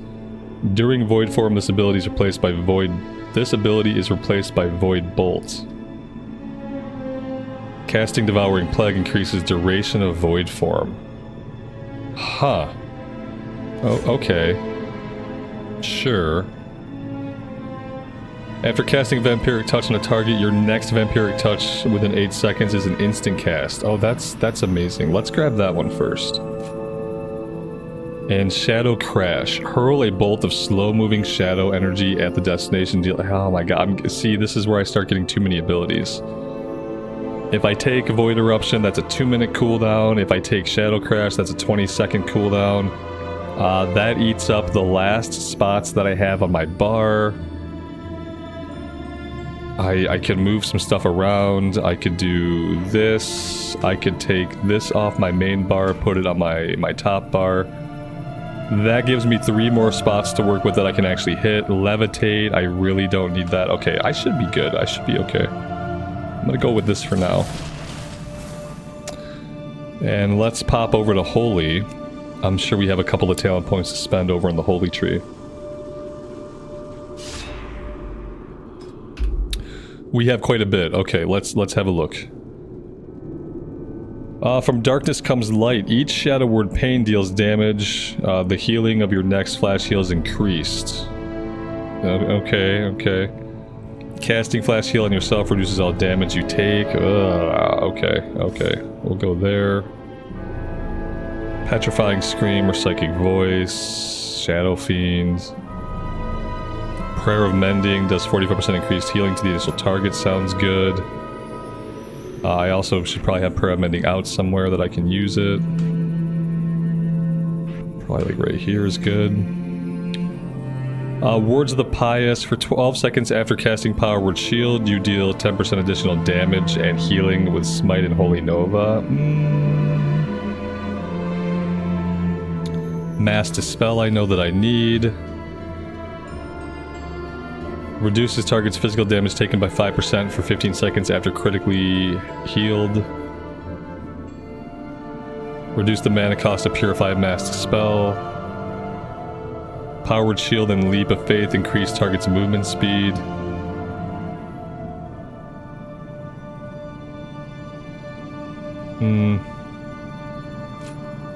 Okay. Cosmic Ripple. When Holy Words Serenity or Holy Words Sanctify finish their cooldown, you emit a burst of light that heals 5 injured targets. Okay, sure, I guess. Guardian Spirit. Call upon a Guardian Spirit to watch over the friendly target, increasing healing received by 60%. If the target would die, the spirit sacrifices herself or restores the target to 40% HP. Holy Word Chastise. I really don't want any more buttons to push. I think healing is going to be just too many buttons for me to push. It's too much shit. It's too many. It's going to be too many buttons. Like that's what it's going to. It's going to be too many buttons that I have to fire off in like very specific scenarios. And I have to remember how they all like interact together. Like it's kind of too much for me. I'm not a very smart person. It's hard for me to track all those mechanics in my head while I play the game. The Guardian Spirit also grants 100% of your effect to you. Okay, sure. Divine Hymn. This sounds fine. It's an AoE heal.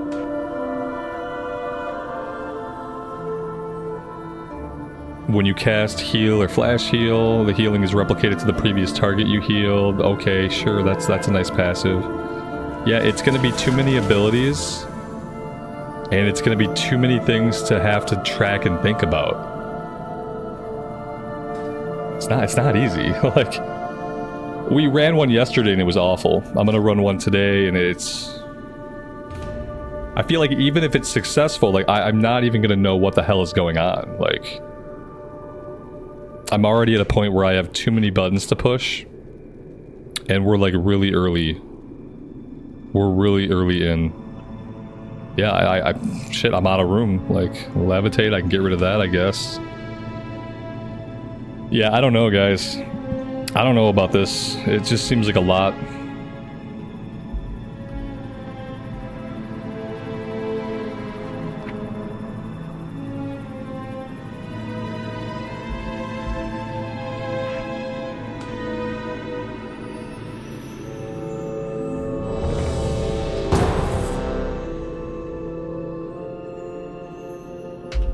Yeah, and I'm not going to use Healbot, but I am going to see if I can turn on mouse over.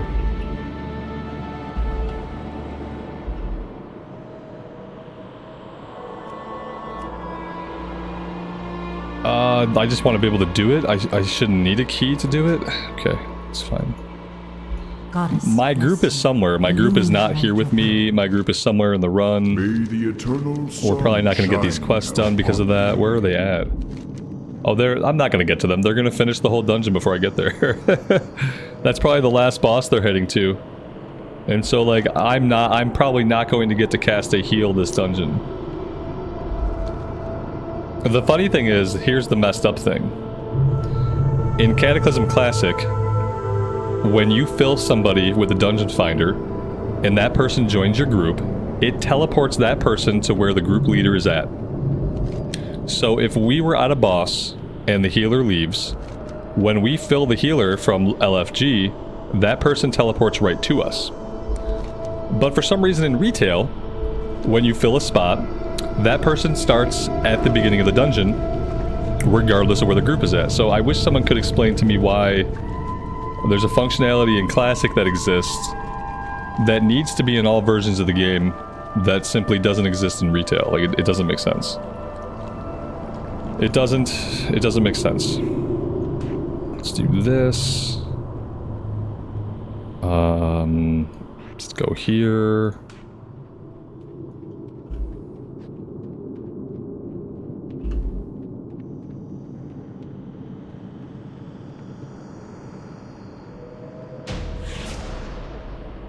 There's another boss down. Perfect.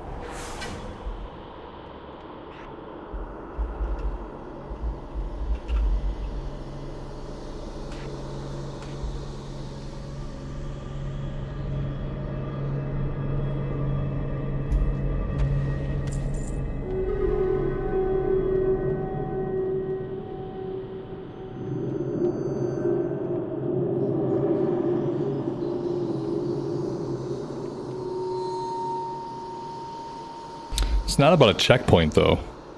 It's about literally, like, it's about when you fill a person, that person should come into the dungeon, and wherever the group leader is at, that's where I should appear. That's how it works in Cataclysm. That's how it should work in retail. If I'm a filler, I need to appear where the group is at. Not at the start of the dungeon. Like, that's not gonna help. Okay, well, here we are. So this is fine. Let's just get in here and Holy Nova. Holy Nova to victory. We'll throw up a Shadow Word Pain, because I had some kind of talent that talked about Shadow Word Pain. I don't remember what it said, but it said, if I Shadow Word Pain, yada yada yada, something about healing being better. Like, I don't know what it said, but something to that effect.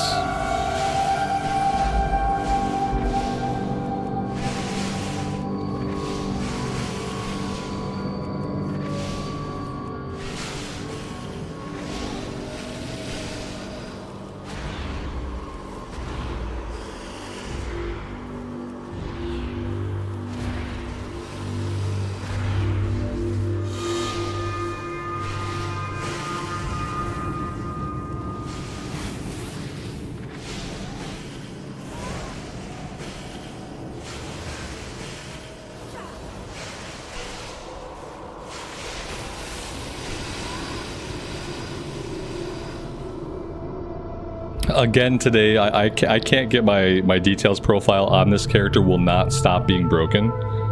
It's broken every time. Every time I log in, it's broken. I log out and it's fixed. I log back in, it's broken again. I just can't get it to work for whatever reason. Every other character I have, details, it saves the profile I've set up. It works absolutely flawlessly. On this character, it just won't work. Every time I come in, I have an extra window that I don't actually have. Every time I come in, I need to reset everything. It's really weird.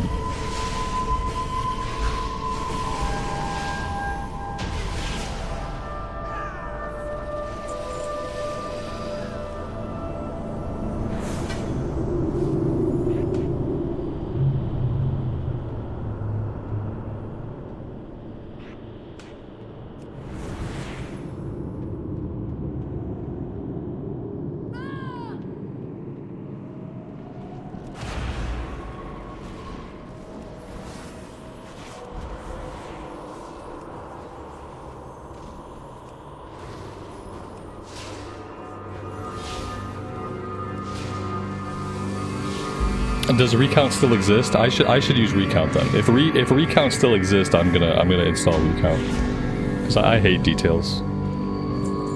For something that's basically the same thing as recount, it's just like the functionality, just all of it kind of sucks.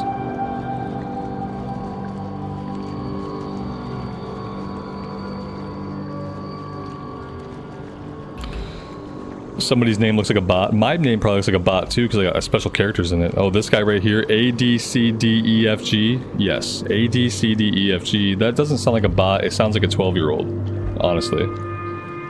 Or like a really stupid 20-year-old. It sounds like an intentional A, B, C, D, E, F, G. Like, that's the alphabet. He didn't just slam the keyboard. He typed that out. But yeah, it could be a bot. It could be a 12-year-old. It could be a stupid 20-year-old. It's something. I'm glad he's tanking. I'm glad this is a future Mythic Plus tank. A, D, C, D, E, F, G.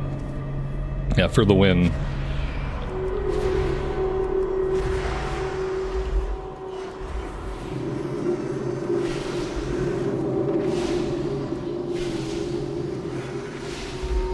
Rebecca, good afternoon. Welcome to the stream. Thanks for being here.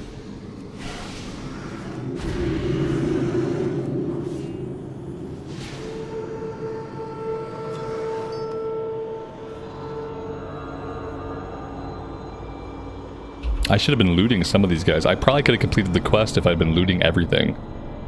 But I don't feel like I've been looting everything.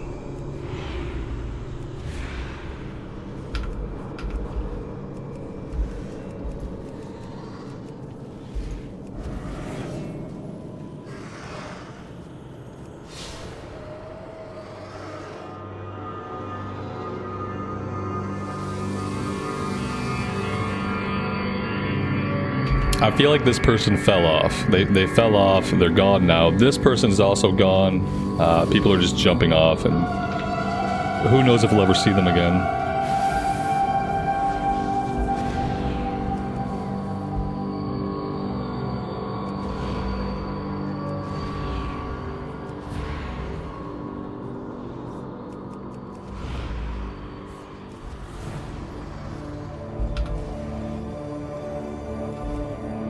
Oh yeah, the mouse over healing works fine. Yeah, the in-game mouse over healing works fine. Yeah, that's actually really nice.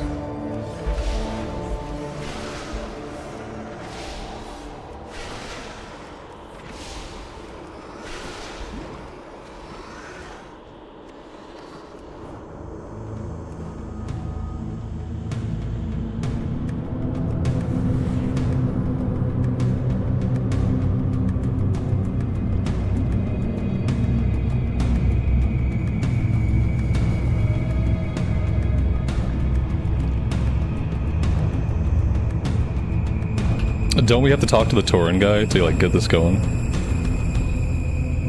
I'm hoping maybe somebody's off doing that.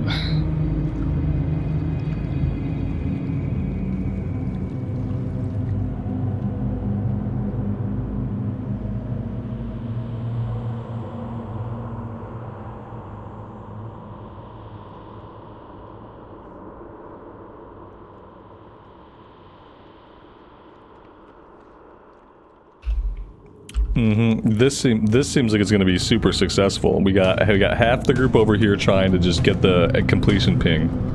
We got half the group over here trying to move on, maybe to get to the other bosses. Nobody is together. Nobody is going back to activate the guy. Like this is great. It's not a waste of time at all. It's brilliant. And now we're going to join the rest of the group, I guess.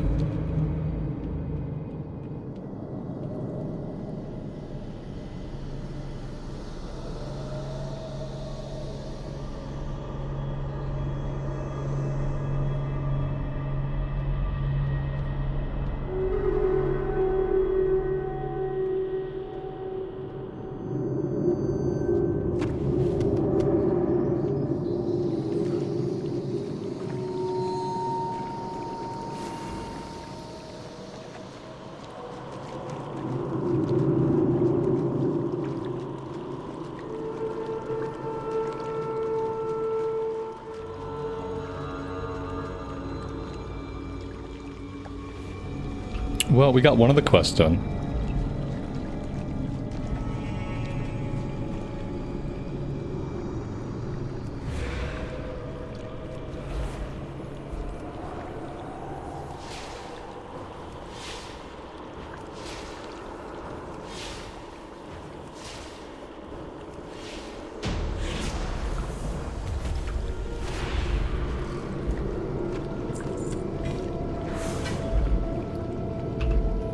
And we got a chest piece.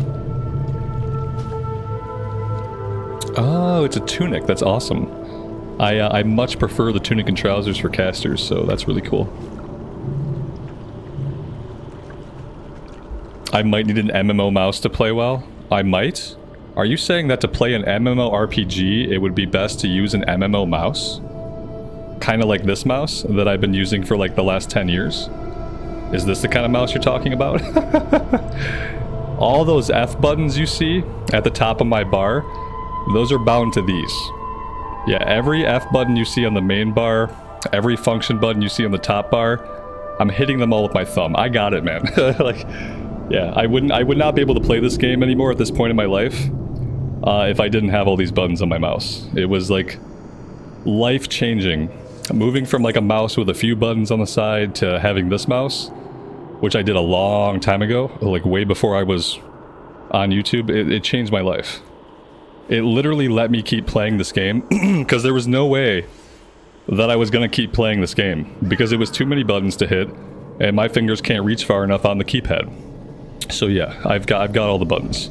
The only buttons here that I'm hitting with my keyboard are 1 through 4. Every other button that you see bound, besides R, I'm hitting on my mouse. And like that includes 9, that includes 8, that includes 7. Like all of these buttons, I'm hitting with my thumb. So yeah, I got that part on lock. Even with all of that, I have 9 buttons I can hit on my mouse. I have 5 buttons I can hit on my keyboard. Easily. I have shift buttons, I can do shift clicks really easily. And even with all of that, I'm running out of space for buttons that I can hit, so... Yeah, what I'm learning is that I'm not going to be a mythic healer. I could probably skate by healing runs like this, because there is no healing needed here. I don't have to do anything to succeed. There is no measure of success in most cases. But yeah, like healing at a higher level, no. No, there's too many things that I have to keep in my head. And there's going to be too many abilities, and it's not only that there are too many abilities, but there are abilities that are best used in very specific circumstances. And you have to know what those circumstances are, and when those circumstances are going to come up in the fight. So you have to be like pretty well versed, like, oh, I know I'm going to want to pop this ability when this mechanic happens, like, etc. Like, I'm not going to be playing at that level.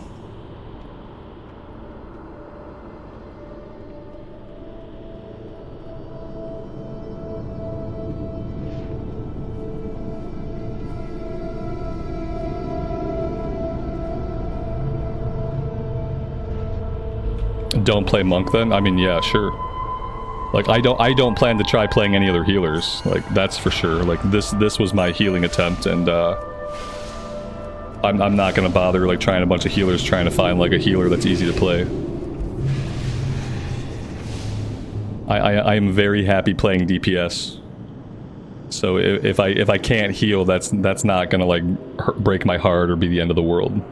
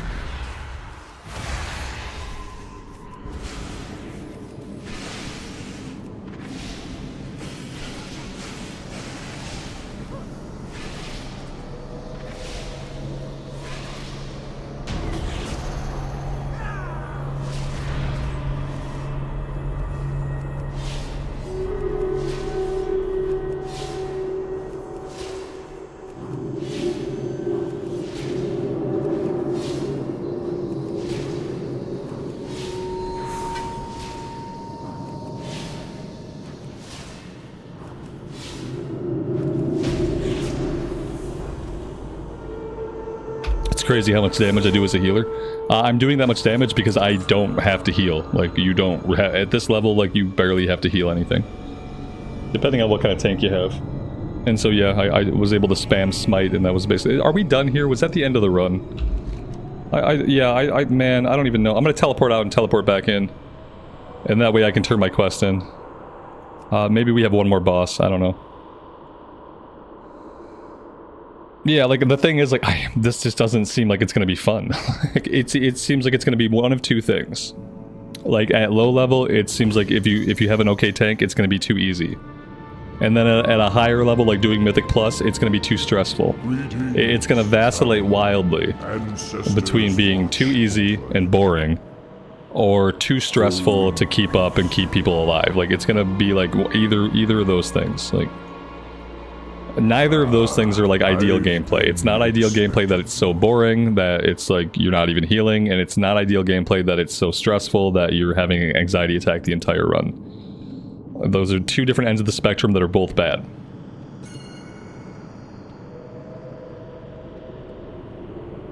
So yeah, I don't know.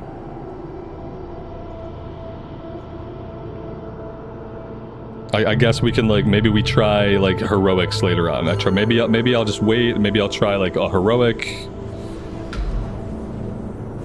once I'm level cap. I'm not sure. Like,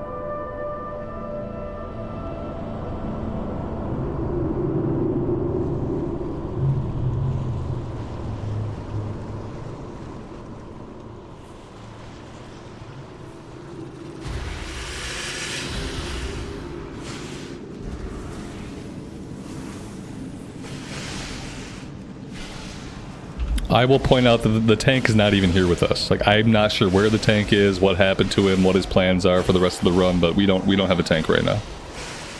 Doesn't seem to matter too much, but it is something worth mentioning. The Night Elf has a squirt gun. They do. They have a Super Soaker 2000. Yeah. This is some of the beach apparel on the trading post, I think. Like, the summer stuff. It looks pretty good, actually. Oh, well, well. You know, they're hiding a lot of it. It looks pretty decent for, like... It looks good for 2024 Blizz. Yeah, for 2024 Blizz, it looks pretty good.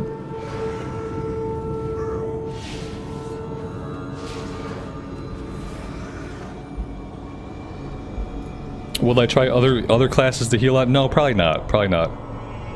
If I wanted to, like, I have a shaman. Like, I have a shaman I could try healing on who's already max level. But I don't think so. It's not something that I'm, like, super keen to do. I'm not like, oh god, I really, really want to have a healer. You know what I mean? I have a lot of fun DPSing. And I don't think that no matter what... I'm gonna have as much fun, healing. I'm not gonna kick the tank. They want to kick A, B, C, D, E, F, G, and they want to kick him for being a noob. Like, oh, okay, yeah, let's kick him out of Wailing Caverns for being a noob. If you can't be a noob in Wailing Caverns, in this kind of content, this meaningless content, then where are you allowed to be a noob? Like, where are you allowed to be a noob if you can't be a noob here in Wailing Caverns at level 20 whatever? Like, doing this super easy content where you don't even need a tank. Like, if you can't be a noob here, then you might as well just quit video games. There's nowhere to be a noob. It's really fucking rude. Like, nothing bad happened. Like, they're trying to kick him because, like, nothing happened. He just didn't know where to go. Like... so awful. Yeah, and then, like, think about how far we are in the dungeon. Yeah, like, leave A, B, C, D, E, F, G alone. Like, leave him alone. Let him play the game and be a noob. It's Wailing Caverns, for Christ's sake.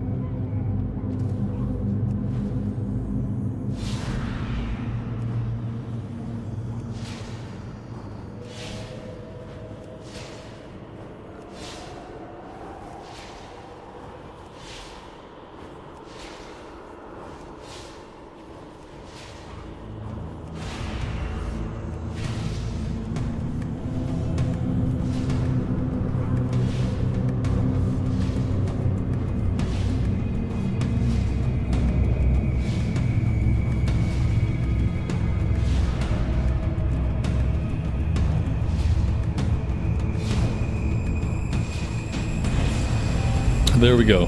I am awake at last. We lived. So, that's it.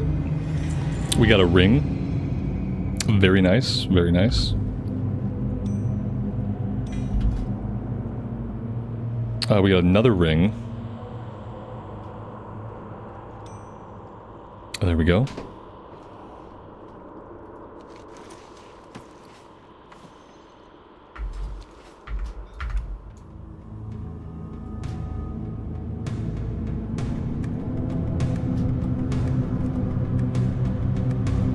We can fly now. Yeah, that's a good point. I don't think we completed any other quests, but I'm gonna go check. Yeah, we didn't get anything else completed. So that's a bummer, but whatever. Not a big deal.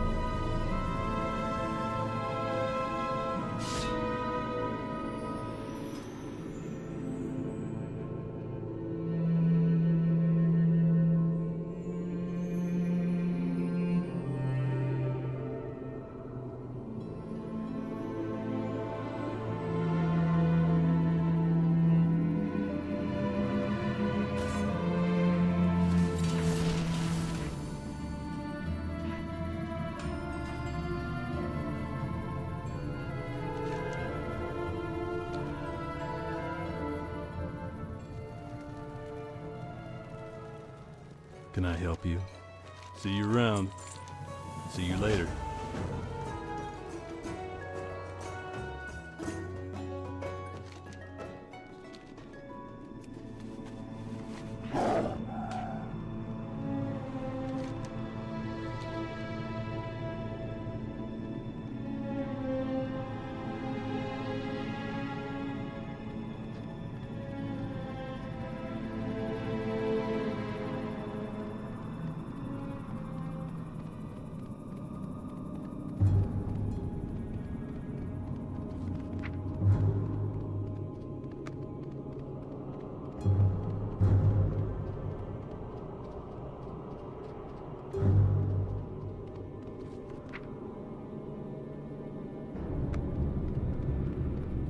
Hey there. Safe travels. See you later.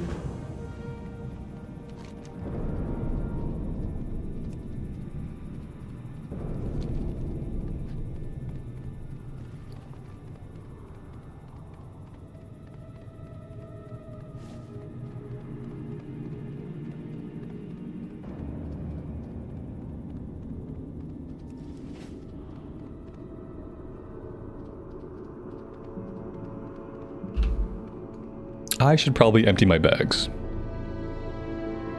That would be an okay thing to do. Good day to you.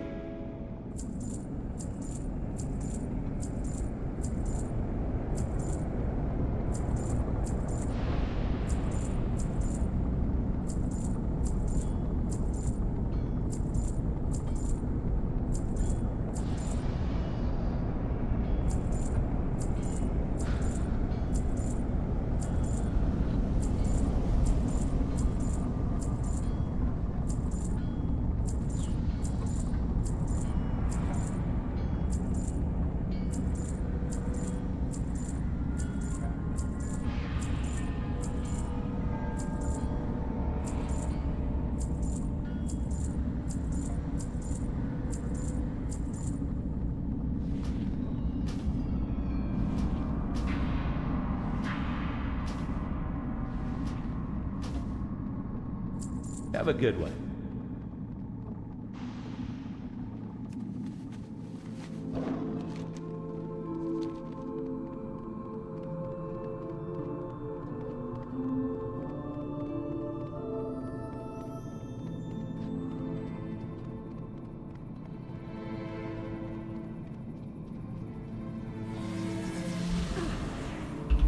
No crafting. You don't craft while you're leveling up in retail. Like, if you're gonna craft, you do it in the newest expansion content.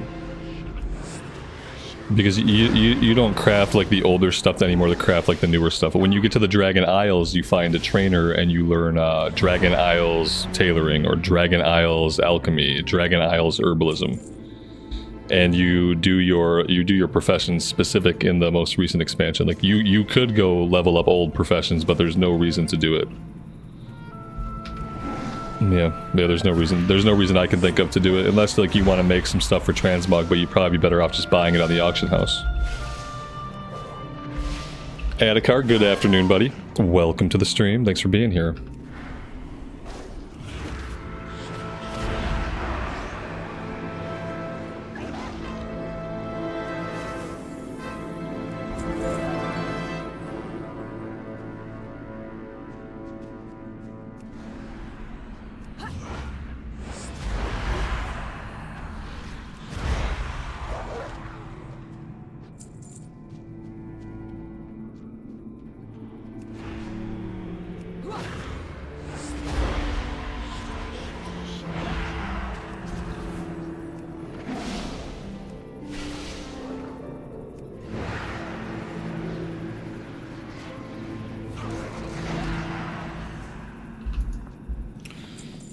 Usually transmog stuff is pretty pricey. I don't know, but I got the black netherweave outfit for my mage, and it wasn't too expensive. It was like 12 or 15 gold a piece. I guess it depends on what you're looking for.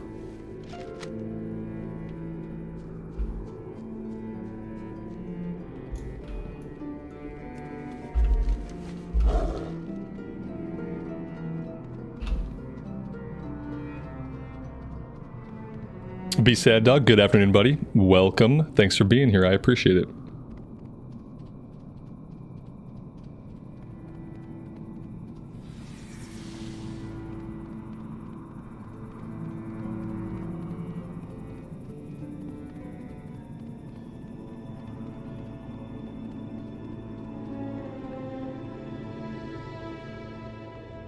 Hello.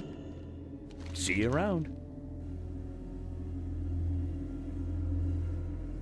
Have a good one. See you around.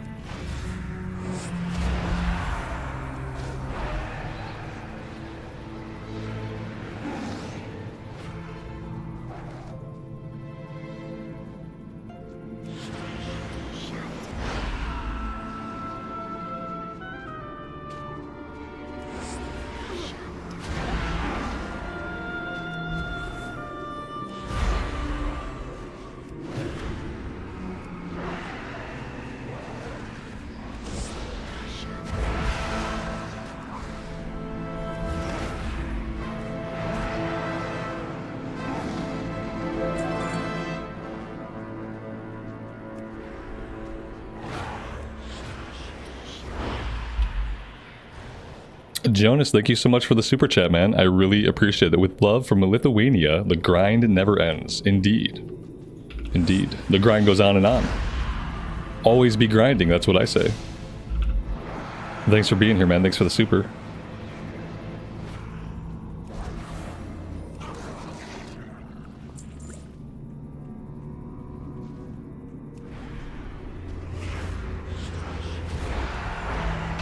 Apparently, like, to call myself out, my tracking mechanism for supers is not working today. We had one earlier too, and it didn't move the bar at all, and that's really sad. And now I have to go troubleshoot why my progress bars are not working. I blame Streamlabs. I have to blame Streamlabs. But now I have to investigate. Widgets. Widgety widgets. Boop. It looks good. It's good on my end. I don't know why it's not tracking anything. Recent events, let's see. Yeah, recent events are listed. Everything's listing. Everything's showing up good. But it's just not working. And I am sorry about that. It's nice when the physical goals actually track and we can see the progress. Feels much better that way.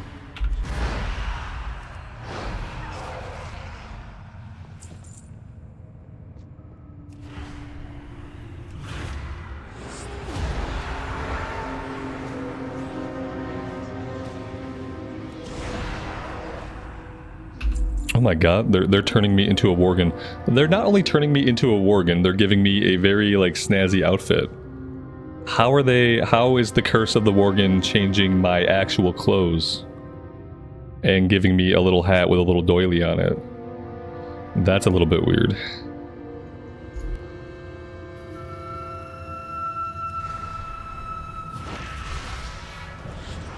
These guys don't have snazzy outfits.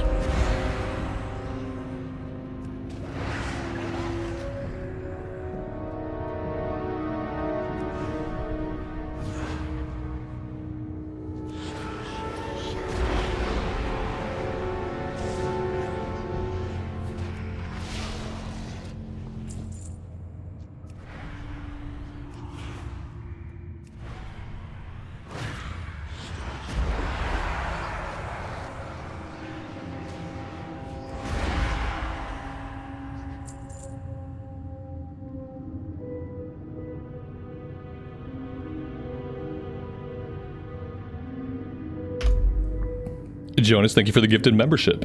And thank you for the proof of concept there. The gifted membership widget is working just fine. So one of them is not broken.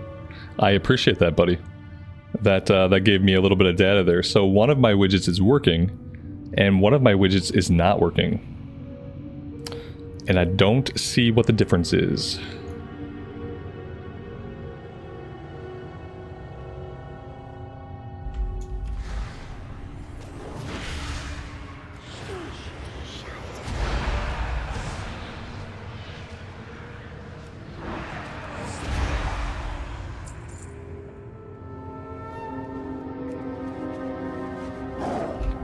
Ah, we can fly.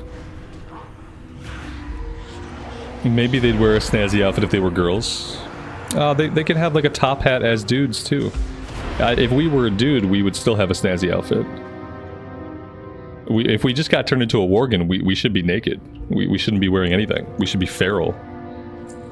Let's see.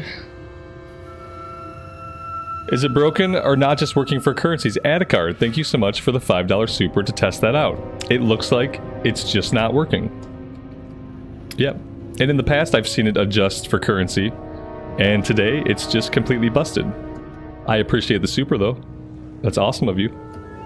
And yeah, that's a good test, is it's not working regardless of currency. Very strange. I wonder if I refresh the link... Like if I go into my widgets and I re-grab the link and I kind of replace the link with a new link, if that will work. Okay. Oh, I'm not going to be able to do that without ending the goal anyway. Huh. Yeah, I'm not sure. I'll have to do some Googling, I guess. There's nothing obvious that that I see that could be the problem with it. Everything looks good. If it didn't have the proper link, it wouldn't even show up properly. It wouldn't show up with the proper goal or the proper titling. But all that stuff is fine. And so, I don't know. Here, let me do this. Okay. And if I come back here into OBS...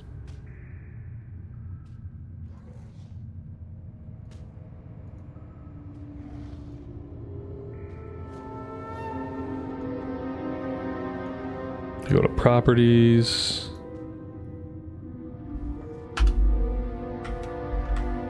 And I re-put the link in.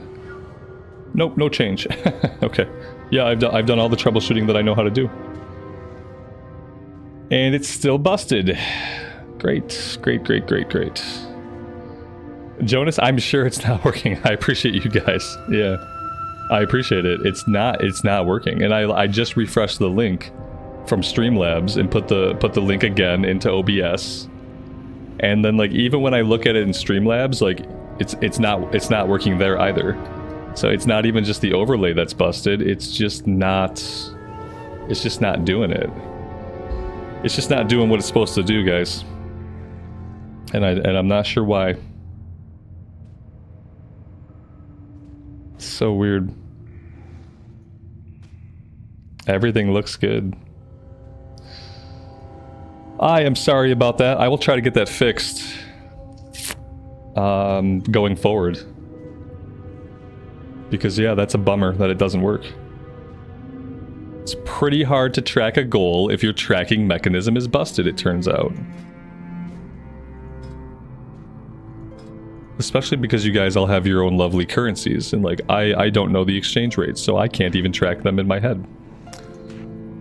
We can fly now, so I guess we can do that. Be sad dog with a $20 super USD, testing USD. It's not moving. Let's see. Is there like just a common fix on the internet? Streamlabs super chat goal meter not working. Streamlabs super chat alert not working. This was 7 years ago on Reddit. I don't think that's the problem.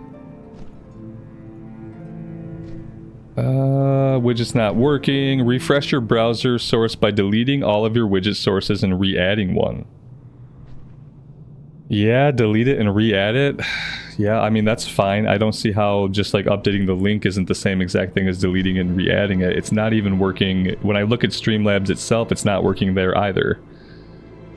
So I don't think that's the issue. Yeah, the only thing says to delete and re-add, which like basically by grabbing the new link and replacing the link in OBS, I've already kind of done that.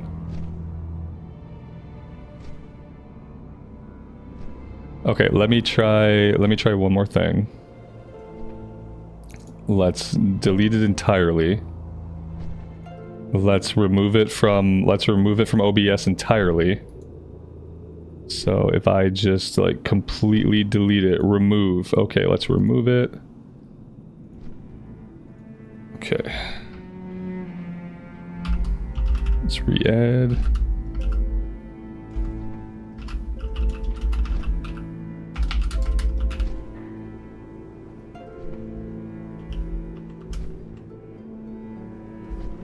Six 204 2024. Okay. Let's do that. Let's start that. Let's grab the link. Copy the link. Add the source in OBS.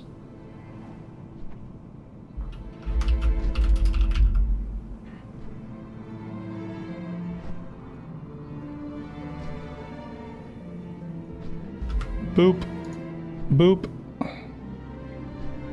Okay. So yeah, I mean, obviously, I should probably, if my wife is around, she should test this.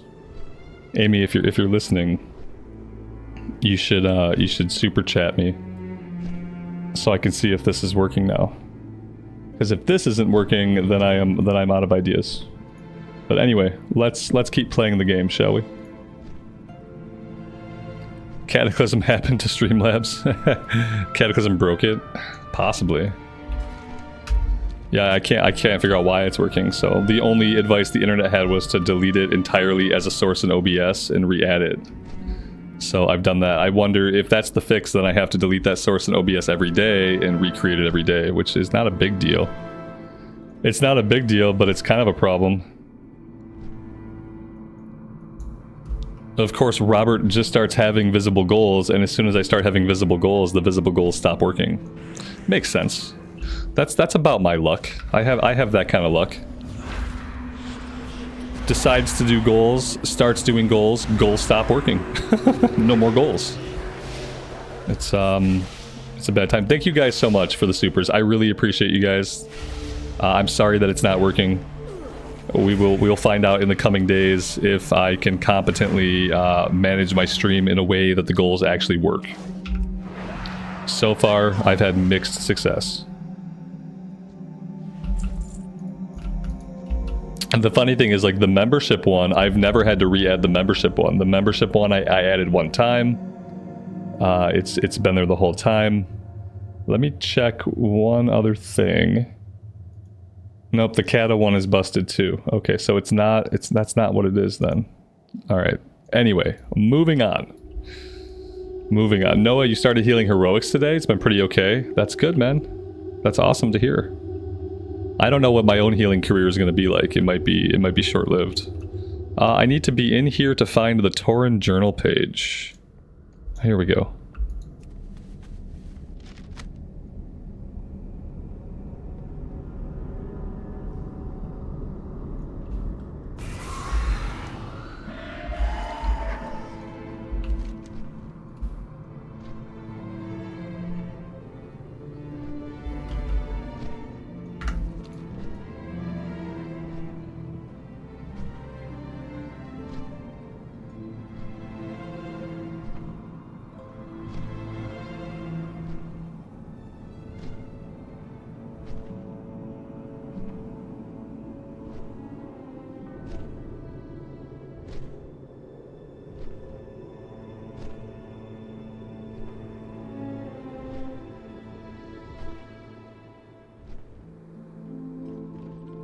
What can I do for you? For the Alliance?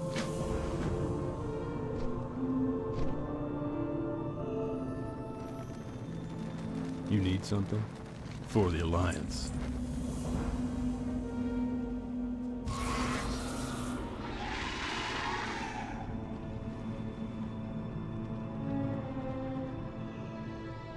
You need something? See you later.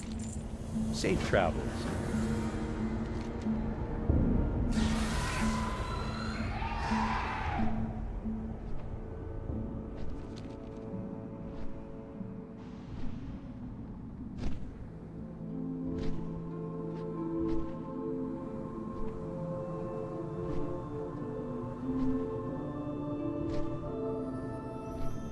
Sometimes the increased view distance reveals, like, weirdly shaped terrain. This is a very weirdly shaped tree. I guess this is a tree.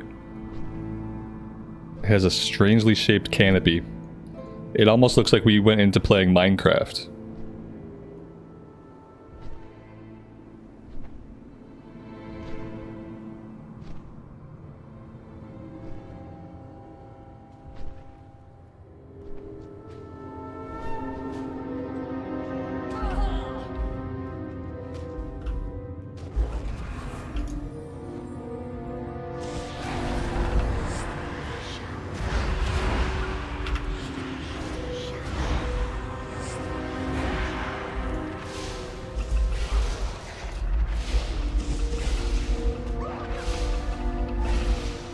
What are the boxes and the figures behind me? Oh, those are books. The things that you probably see as boxes, those are the Chronicle books. Those are Chronicles 1 and 2. The figures are some X-Men 97 figures. All of the Wave 1 X-Men 97 figures, and then the only Wave 2 that I have so far is Cyclops. Yeah. Toys. books and toys.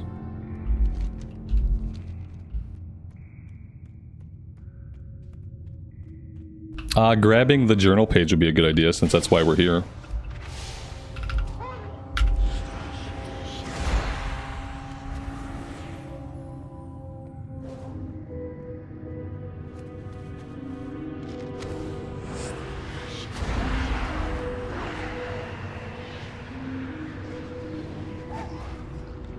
Oh, you're fine.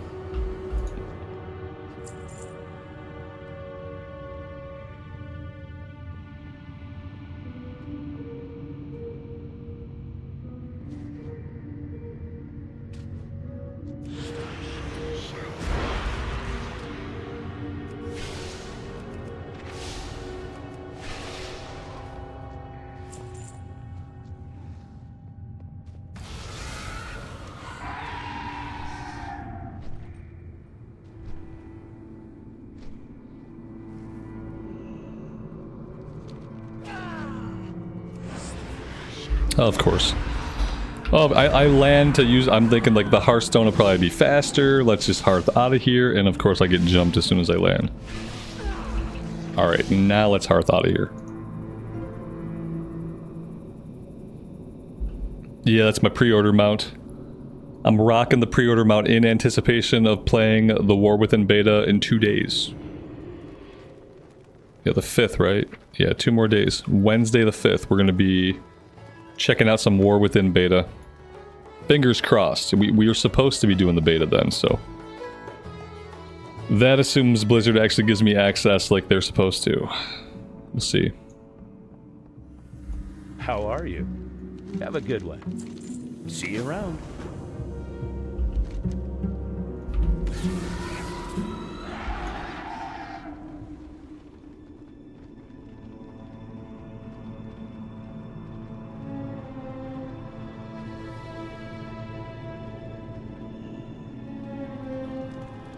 We've been walled up for far too long. We are bound by a common enemy.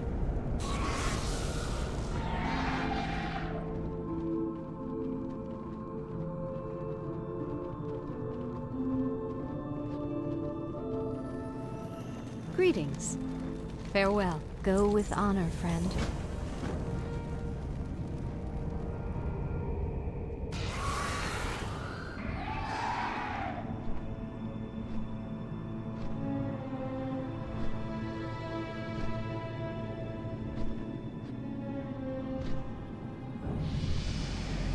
We leveled up by discovering a new area. That's very classic feeling. Talent points. Shadowy Insight. Shadow Word Pain periodic damage has a chance to reset the remaining cooldown on Mind Blast. And cause your next Mind Blast to be instant. Oh, that's so fun. Let's grab that right away. There's probably like 7 other talents I should grab first, but I'm gonna grab that right away. Very cool.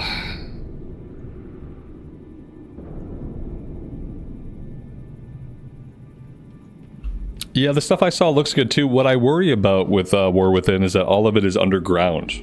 Spoiler alert, all of the zones are underground. Sorry if that like spoils anything for anybody. And so like that's kind of the thing that worries me. I remember being in Zaralek Cavern and like not really liking Zaralek Cavern very much because it was underground.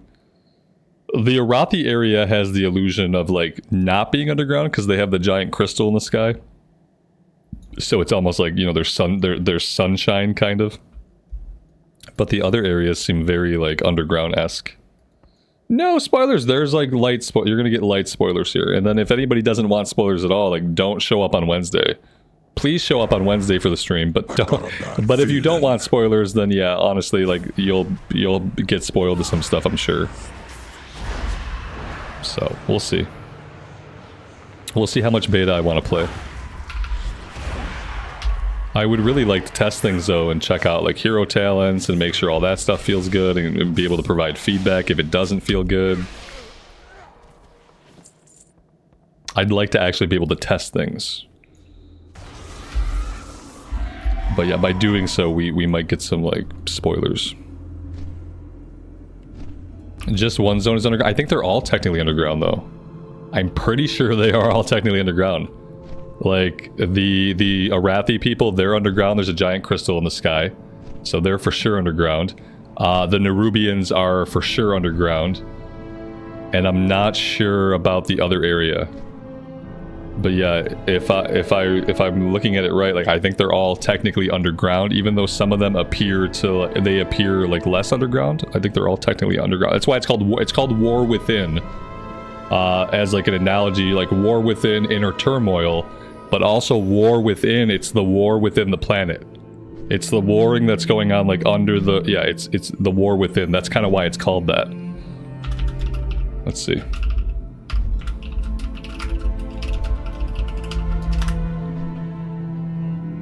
Three of them are underground. Yeah, 3 of the zones are underground.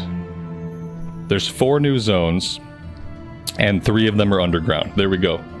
That's the official answer. One of the zones, I'm hoping it's the end level zone. That's the one not underground. I think the 3 leveling zones are underground, and then I think the end level zone might not be, but we'll see. We will see. Yeah, and obviously there's things that they can do to make it not feel like claustrophobic. Get gabbing or get going. As long as it doesn't feel claustrophobic, Farewell. then it's fine. Zarelek Cavern felt kind of claustrophobic to me. I didn't really care for it. You get beta access with the Epic Edition. Yeah. You get beta access and the 3-day early access if you buy the $90 version. $90 version or above. I don't know if there's anything above that or not. But yeah. If you bought the $90 version, you have access. You will have access. They changed the wording to say guaranteed access on the 5th when it opens. It didn't originally say that.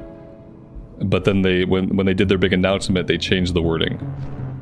Monica, good evening. Welcome to the stream. Marlena, good afternoon. Welcome. Yeah, that got spoiled for me too really early. I watched like 3 minutes of like a Bellular video or something, and like as soon as it came on, it spoiled that bit for me too, Alex. And that was a big spoiler. Like I didn't really want to know that, but then I think that happens right away. I think like that's like the opening scenario. So even if you log into beta and play a little bit of beta, like that's going to be the first thing that gets spoiled for you. Good riddance, I say.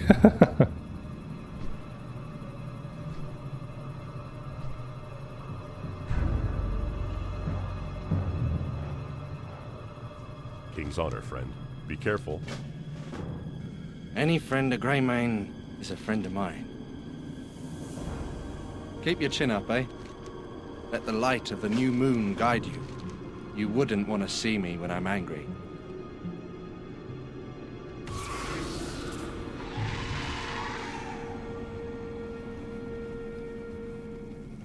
Underground and underwater. How awful would that be? An underground zone completely underwater. That sounds terrible.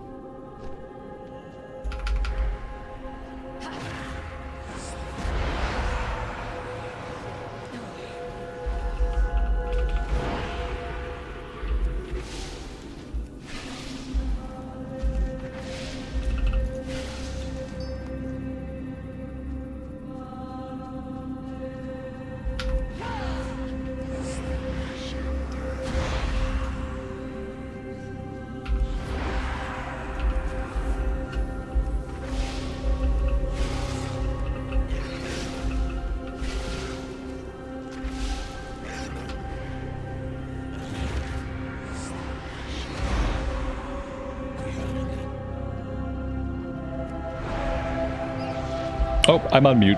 That's one. How am I enjoying the Shadow Priest and the leveling journey? I am very much enjoying the Shadow Priest. Yeah, it's been a good time. It's a much better feeling class than the Shadow Priest in Cataclysm.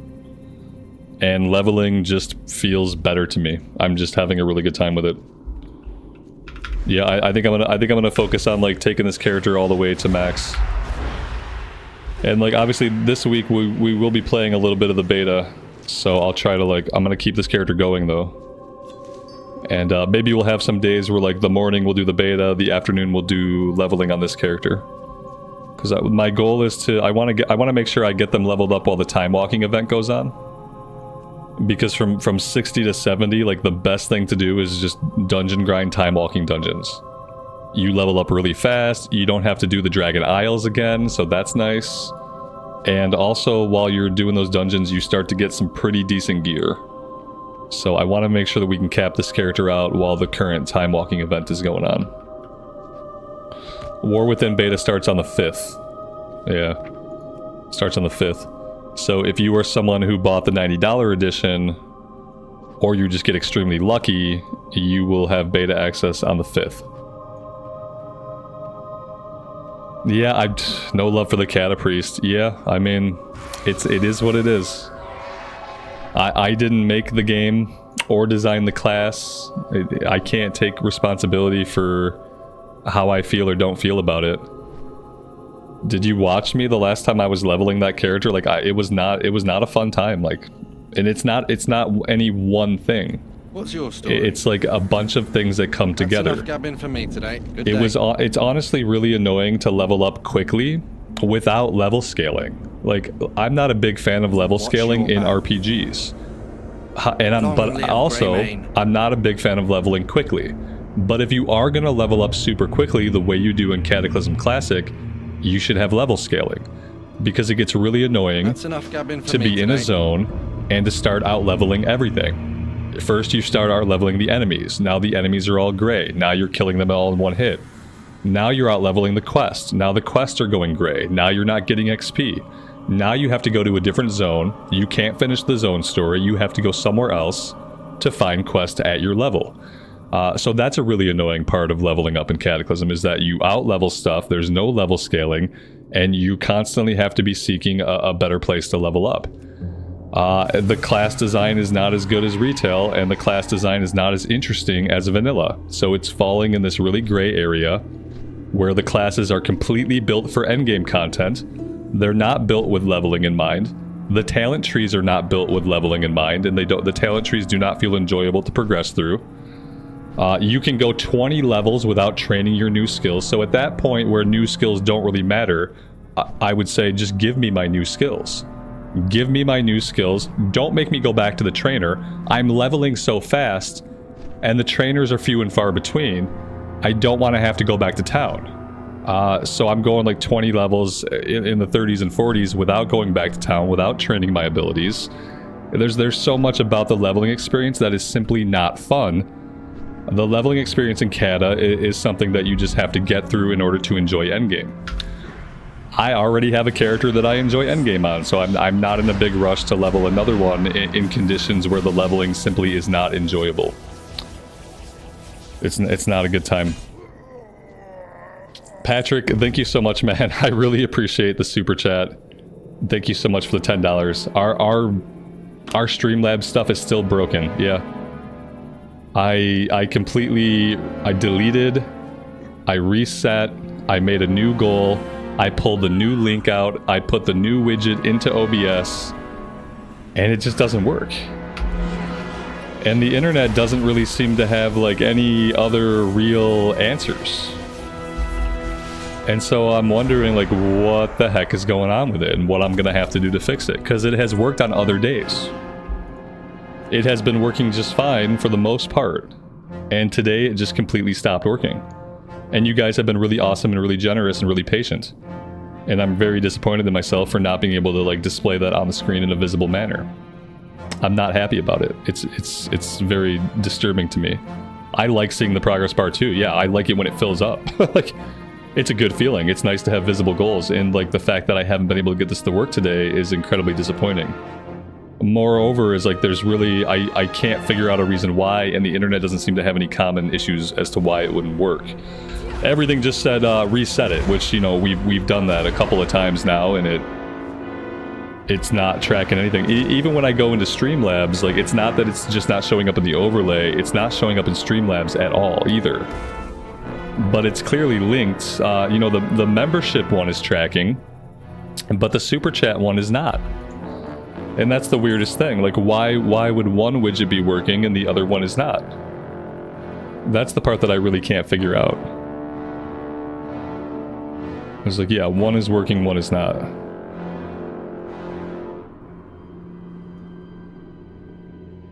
And I don't know why. And I can verify all the events happening. Like, I can see all the events that have happened, everything that's come in, but it just is not, it's not affecting the widget.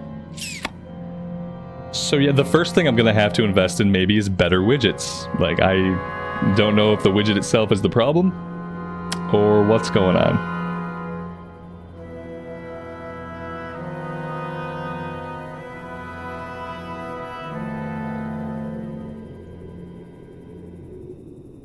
Yeah, and looking at it now, it still doesn't make any sense why it's not working. Yeah, see, I changed it. Yep, I can change. So that's how I know it's linked, because I just changed the format. So I went in and I edited how it is displayed. So like, it's linked to Streamlabs. It's being affected by Streamlabs, but it's just not displaying any progress that comes in. And yeah, I don't know why. And I'm gonna have to look into it, but at this point I'm not really sure like what I'm looking into. That's the problem. It's like I can't think of the next step to troubleshoot it. And I don't just want to keep going like day after day without it working. That's gonna feel really, really bad, and it's gonna really, really bother me. So I kind of have to like get it working like right away. Yeah, we tried to. It's not a currency thing. It's not. Yeah, we tried. Everybody was very generous and very patient. We tried a bunch of different currencies, and it's not a currency thing. It's simply not working today. And I guess like maybe it could be some kind of global issue, some kind of problem with Streamlabs. But then you would think that if it was a problem with Streamlabs, you'd think that the membership tracker wouldn't be working either. And like nothing about my settings has changed from prior days when it worked fine. And like I can change the format of it, and that's okay. Like it changes the format. I can save those settings. That changes it. It's fine. It's just not picking up anything that comes in. Not ideal. Yeah, I can see all the recent events. Like I see all the supers are listed. Everything is listed here when I look at recent events. Oh, you know what? They're not. They're not listed. Today's activity is not listed under my events. So something's going on with my connection to Streamlabs. Because the last event that I see in my event list was a subscription from 25 minutes ago. I don't actually see any of the super chats or anything coming through when I look at my event list in Streamlabs. Yeah, they're not here.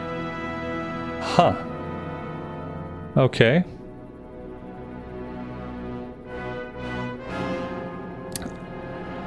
I don't know.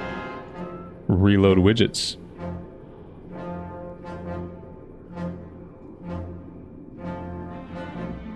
Very weird. Something must be going on with Streamlabs.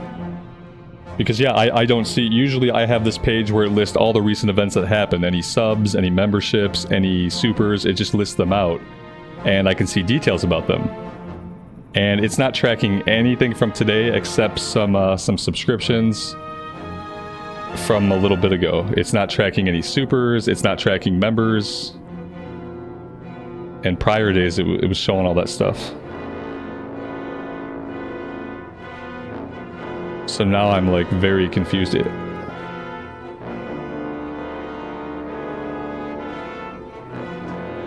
Okay, I shouldn't be troubleshooting this now, but it's kind of a big deal.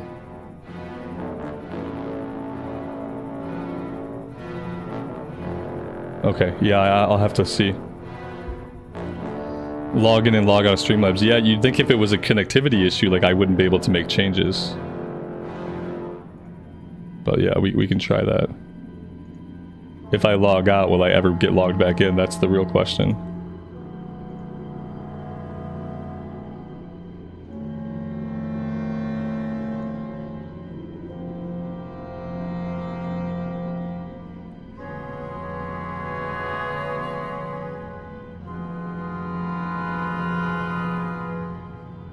Okay. We are logged out and we are logged back in. If I go to recent events now, I'm still not seeing recent events from today. Huh.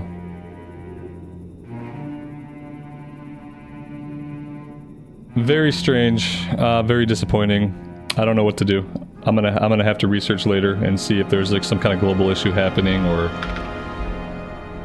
if it's just broken for me because I am an idiot. That could be the case. It could just be broken for me because I'm just an idiot. But all I know is it's been working prior days. And the weirdest thing is, like I said, the membership thing is working fine. The membership thing works. So like that's kind of why I don't think it's like an account activity thing. You think it's YouTube, Lonnie? You think it's like maybe a YouTube issue? Like maybe YouTube not reporting out to Streamlabs? That could be something, yeah. That would make me feel better just to know that it's not something that I'm mismanaging on my end. So, like, maybe that's the case. Yeah, that would be much better than it being something I did. Did I see the new trailer? New trailer for what? Monica, you're missing the thumbs up button. Okay, that's unfortunate. Yeah, I mean, it's good when people are able to leave a like. Leaving likes is good. If you don't have a thumbs up button, it makes it kind of hard to leave a like. People are saying YouTube is broken. It might not be me. Nice, nice, nice. I mean, not nice, but it's good to know that there might be a reason for the issue. The thumb is gone. The thumbs up is gone. We're not able to thumbs up anything anymore. It's probably intended functionality. They're removing it as a feature. There was a new War Within trailer today? No, I haven't seen it yet. Is it story heavy? Is it like a big opening cinematic with like story and action and dialogue?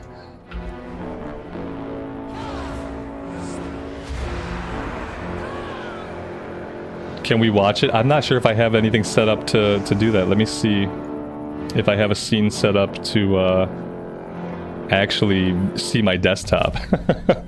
All of the scenes I have set up in OBS point at an EXE so that like my desktop overlays and stuff don't show up. I'll have to see if I can I have this, that'll show my desktop, but that doesn't show me. Maybe I could play with that. Let's copy my camera over for now. Let me kill this guy first. Yeah, maybe we'll check it out.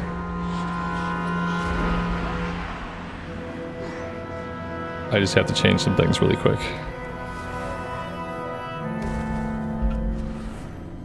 Let me copy this. Let's turn this off for now. We'll put me there. That's an okay spot for me. And let me see if I can pull this video up off their YouTubes. I bet Wowhead will have it somewhere. Or not. Oh, here we go. War Within launch trailer.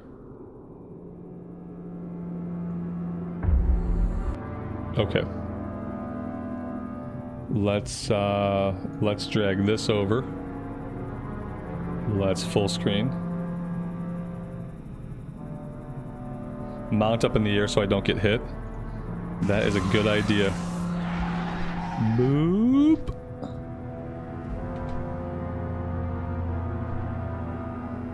Okay. We good? We're seeing? I should probably also mute my in-game sound though, so that we can actually hear what's going on. Okay. Here we go. Let's have a look.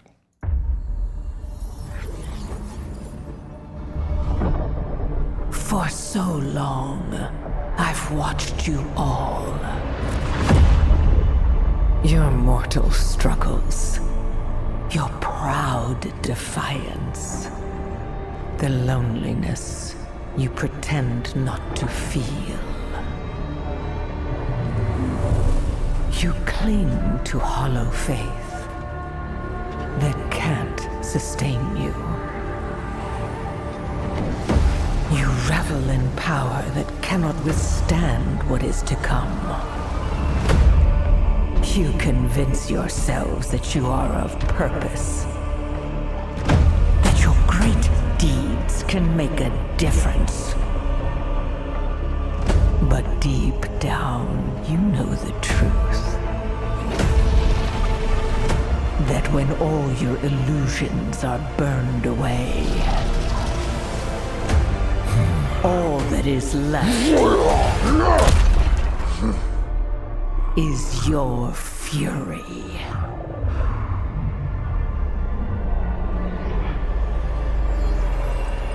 And in the end, your glorious fury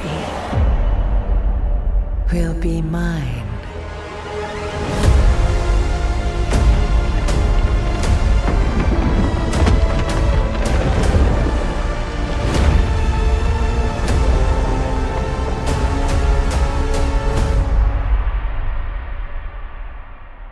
Stand what is to come. revel in power that cannot that can't sustain Where's the you. sword? You cling He's to clearly in hollow Silithus. faith. You cling to Is he hollow walking faith towards the sword? He must be going towards the that sword because the can't sword's not behind sustain him. you. Why is he going to the sword? You revel in power that cannot withstand what is to come. You know Where's the Thrall's truth. hanging outside of Ogremark? Seems like he's having That when problems all your using his shamanistic illusions are energies. burned He can't. away. He's not in contact with the elements anymore. Dude had a All class that change. is He's back. He's got that rage. Is your He's got a full rage bar.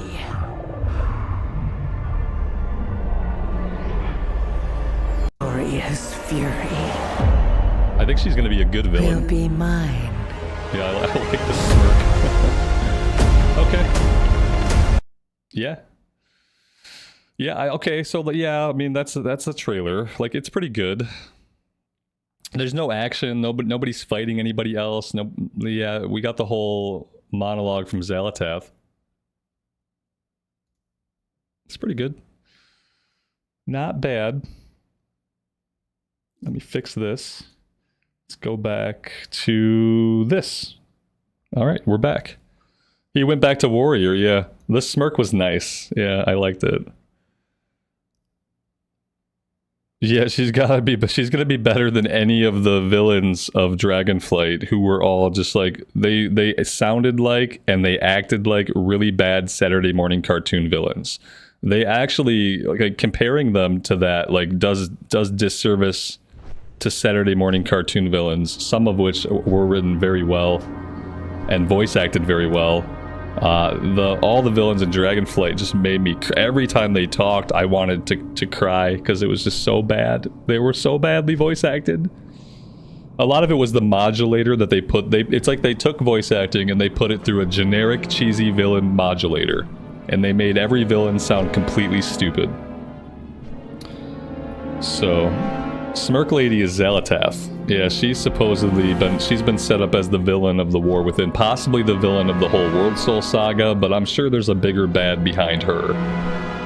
Or something will happen something's gonna happen that isn't quite gonna be what we expect. As far as like who the villain is and what's really going on, like something will happen. It's probably not gonna be as straightforward as Zalatath is the big bad. There's gonna be at least, I hope, at least one hook somewhere in the story. Yeah, it's not like it wasn't the best, but I don't think that's not the CG trailer. Like the CG trailer they already showed off. That was the one with Thrall and Anduin, and they were in Silithus and they were looking at the sword. That was the big like CG trailer. This was just like this was a little story trailer. Like a story trailer is like a little bit different than like a big CG trailer.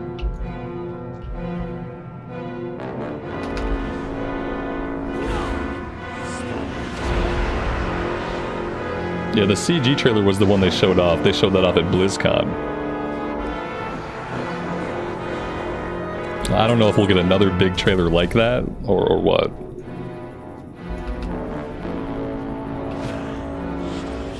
You just want Ashara to come back? Ashara will come back. Yeah, at some point in the World Soul Saga, Ashara will be back. I mean, she got sucked through a void hole. Like, I'm sure she's gonna crawl her way out of the void hole eventually. And she's probably not gonna be too happy with the old gods. I think that'll be when we get Ashara, like, on our side. It'll be when we unlock Naga playable race. Because I think we're gonna be teaming up with Ashara. Eventually. Maybe not in War Within, but eventually at some point in the World Soul Saga.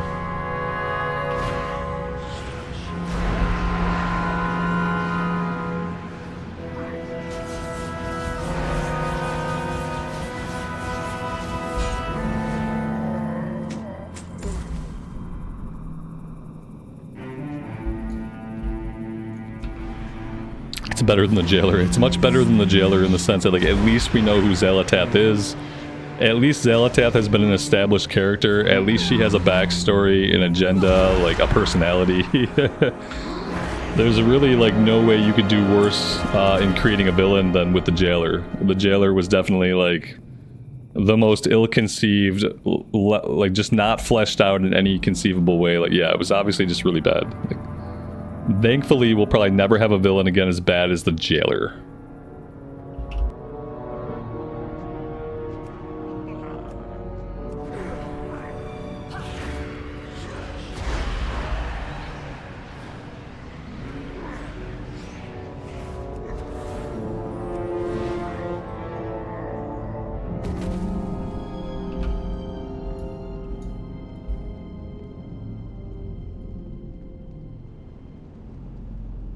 Dragonflight did have kind of a lame overall story. There was nothing like super exciting or nice about Dragonflight's story. It's like, I heard somebody compare it to like The Hobbit though. Somebody kind of like, I think maybe it was Taliesin, compared it to like, if Dragonflight is The Hobbit to the War Within saga, then it's okay. Like, if Dragonflight is The Hobbit to the World Soul saga, then Dragonflight is good. If that kind of storytelling is going to continue into the World Soul saga, then that's going to be unfortunate. But if you think about Dragonflight as The Hobbit to the Lord of the Rings and how like it was more lighthearted, not as much stuff happened, then it could be okay in that regard. It was like a soap opera. Yeah, a lot of the way they did the cutscenes and the dialogue made it feel like a soap opera. They tried to do like Final Fantasy XIV level of like cutscene dialogue. But WoW is not Final Fantasy XIV, and the people that write for WoW are not the people that write for Final Fantasy XIV. So it just didn't happen.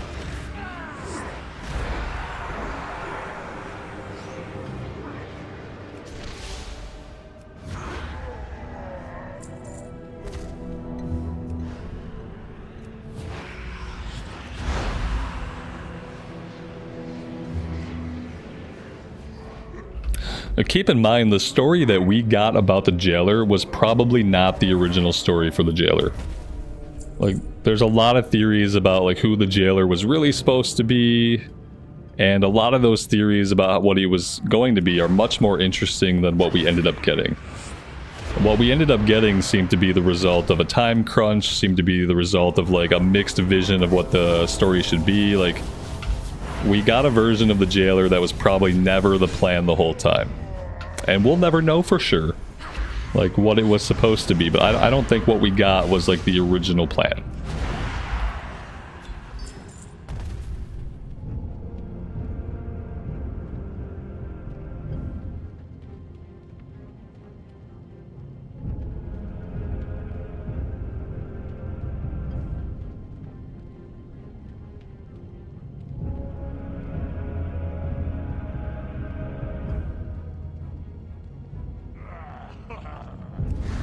I think I'm lost in this cave. Will I be hearthing out of this cave? No, I won't, because my turn-in is actually really close, so I cannot hearth out of this cave. I actually have to find my way out of it. We have no map. Okay.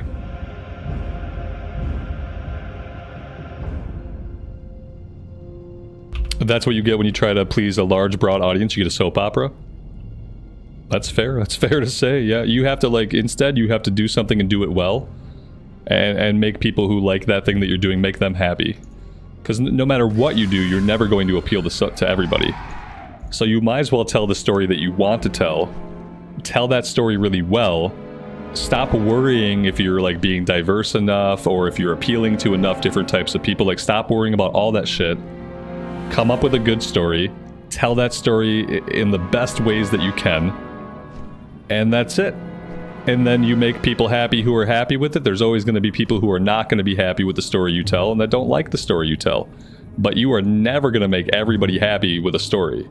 There are always going to be people that don't like it, people that are offended by it, people that think it's stupid. Like, that's always going to happen. Light bless you. So you might as well just focus down on the story that you really want to tell, and tell it as well as you can, and not worry about anything else.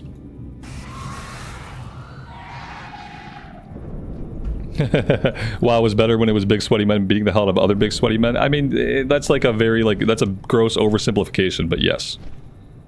They don't have to be men. Yeah, that's a gross oversimplification. But it's not untrue. It's not untrue. I think what Dragonflight left us wanting was like just more action, like higher stakes, more exciting cutscenes, and less chit chat, like about all of our feelings. I think that's what Dragonflight left people wanting, and that's like the easiest way to communicate it, is what he said.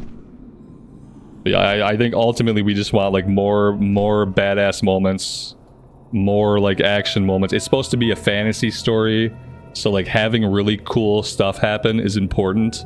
Showing really cool stuff happening in your cutscenes is important. Like, you can do dialogue anyway. You want to have some long drawn out dialogue, do it as a stay a while and listen. But don't make all of your cutscenes like soapy, cheesy dialogue with the Dragon Brothers working out their daddy issues. Like, nobody really, because like the thing is, like, you can tell a story about Dragon Brothers working out their daddy issues, and it can be a good story, and it can be exciting and fun, but that's not the story they told. The story they told was kind of boring and lame and annoying. So like, you can tackle these themes with good writing and good storytelling. You can make a lot of themes good. They don't have great writing or great storytelling. So you shouldn't try to tackle these like emotionally complex themes and think that you're doing anything new or doing anything that anybody wants. We are bound by a common Instead, you should focus on like awesome events, big things happening, action, Keep your chin up, eh? and like keep the dialogue to like the less dialogue you can have, the better. Make your dialogue less and make the words that do get said more meaningful. Stop having people go on and on and on in the cutscenes. Nobody wants What can that. I do for you? Safe travels. Nobody wants that.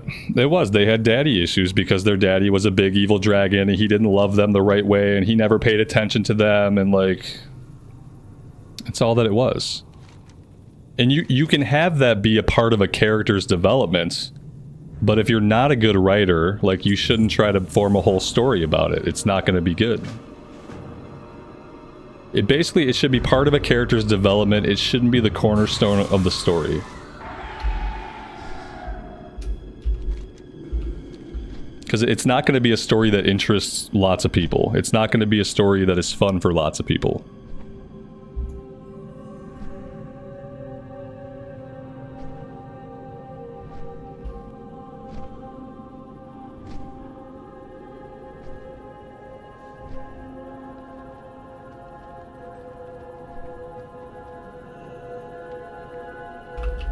And that way, like, when a character does talk, the things that they say should be badass.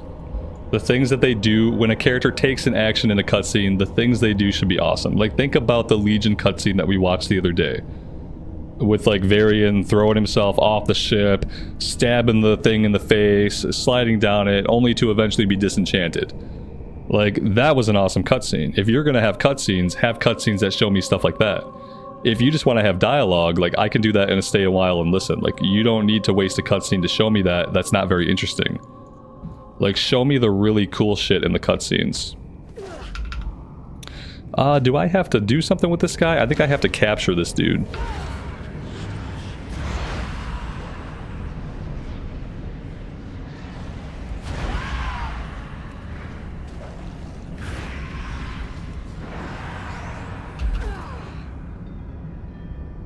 Like, the people writing the story and working on the cutscenes, they need to go watch, like, a bunch of action movies. Like, good action movies. Like, just watch a bunch of action movies and come back to me. Because Warcraft should feel more like an action movie and less like a soap opera. And the only way that it's going to feel that way is if the writers know what that's like. And, like, currently, I don't think the writers know how to write, like, good action, exciting stories, big moments, badass one-liners delivered at the perfect time. It's not justice, it's vengeance, like that kind of shit. Like, they don't know how to do it, I don't think. And I think it's, I don't want to say it's because of, like, the current age group of writers and developers getting younger, but it's kind of that. It kind of could be that they're getting younger and they're exposed to different things, like the exposure to Disney movies is much higher than the exposure to like 90s and early 2000s action movies. If they're watching modern Marvel and DC, we're screwed. Yeah, that's those are Disney movies now. Yeah, they grew up watching Disney. They will still watch Disney. They're people that will go to Disney by themselves for a holiday because they really like Disney. And those are the people who, until recently at least, have been trying to handle the story development of World of Warcraft. Now, it might be a little bit different with Metzen back in the picture. Because Metzen is an older dude whose influences are from like fucking Warhammer 40k, Lord of the Rings and stuff like that. And so like with him back in the picture, like the storytelling might start to feel a little bit different. But by and large, like the developers are basically, like a lot of them are Disney people. And that's been the main creative influences throughout their lives have been movies like that. Yeah, like the MCU, DCU, just Disney in general. Show them Conan the Barbarian. Yeah. Like, watch the Conan movies. Like, watch some really good, just straight up action fantasy movies from, like, the 90s, the 2000s. Maybe back into the 80s with some of it. And then let that kind of form, like, some idea of storytelling and action-paced storytelling. And that'd probably make more people happy than Dragonflight's story made people happy. I'm supposed to be doing something here. I think I'm clicking this item. Yeah, there we go. I have to click this item. Killing them is not going to do it, unfortunately. Maybe clicking the item isn't going to do it either. Yeah, I don't see... Oh, there we go. We got one.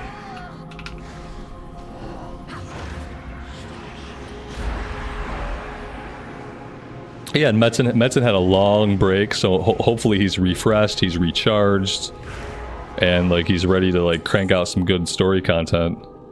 Like mainly just guiding the other creative minds on the team into the right direction would be a good start.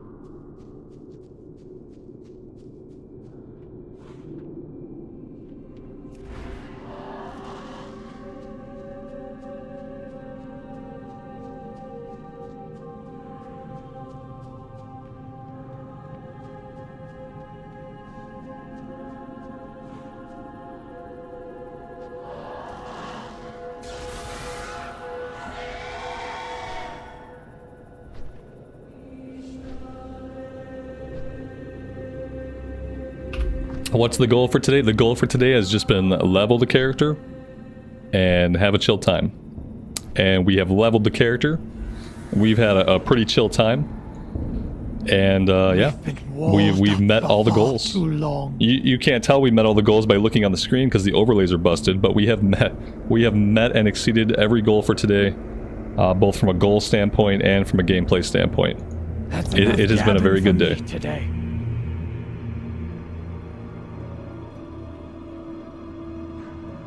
Fine, I'll rewatch Conan. Yeah, you should. That's a good idea.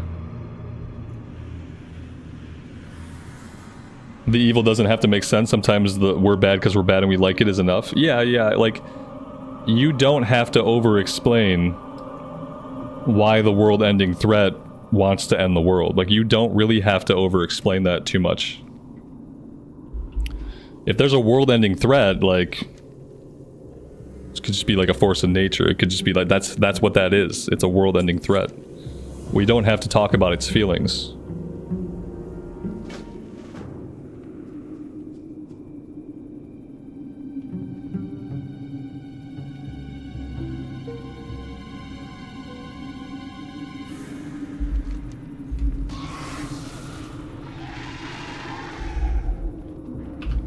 Let's see. The map says we have another quest to pick up.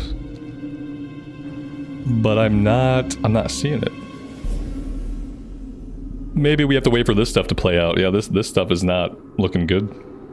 Doesn't look good for Jitters. I think he's been impaled. Like, dude has a punctured lung, at least. He's not in good shape. He's gonna need a healer after this.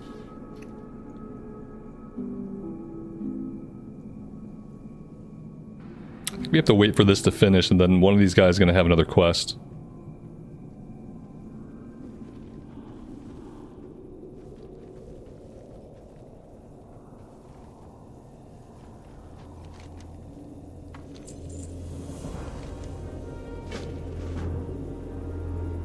Throw him a sensu bean. Yeah, sensu beans, man. Heck yeah. What's up, man? Oh, okay. You just want to try to take over my stream again. Nothing's up. Okay, I got it. Guess what? What? I almost done with all my schoolwork I today. got a bad That's good. feeling. Let the light of the new moon guide you. What else? Yeah, you just came to take over the stream. Like, what is that thing? Is it like a ghost? This? It's some kind of mount I got. It's a Algerian Storm Rider. If I had that thing, It's like a lightning griffin. it does look like a sense. I forgot what a griffin is. The griffin is what you just saw, but not as lightning-y. It's a zombie thing, right? Mm-hmm. Flesh eater? Is that what it said? Maybe. Okay. I don't want that to be in my house. Or in our house. Or just anywhere. Yeah, this is a creepy zone. If you don't like creepy stuff, you gotta get out of here. I do like creepy stuff. Well. Sometimes. Depending on how creepy it is. I can't believe I thought that one game was not scarier than Elden Ring. Remember? Mm-mm. The one game which is like 2D and stuff. Can't believe I thought Elden Ring was... Honestly, me and Elden Ring is pretty cool. Ooh, spider. We'll kill it. While I was outside kicking break, I saw like this fly which looked like it had like a bee's butt, moth's wings, and had like a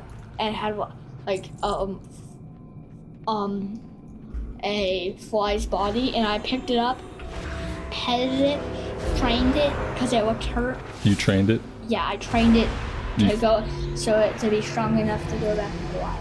Okay, that's interesting. Yeah, I just had him on my hand walking. Oh. Beep, beep, come on. And one time I even like tapped him a little bit to push him up. Or like, come on, dude. Just stand right there. You gotta go. Cool. Are you using a black hole? Am I using a black hole? It looks like a black hole. Yeah, that's the ability called Mind Blast. Yeah, I see what you mean there. Black hole, right? Sorry. That's just a skeleton for a pant. Minecraft skeletons. They don't even wear pants. Here, I don't like how that guy falls apart. Detached his torso. It detached his torso? Yeah. Yep. That's how they die. Actually kind of funny. It's like, okay, I give up. That's me when I give up in a video game. You detach your torso from your lower body and fall in half. Yeah, exactly. Who defeated him? Who's the imposter?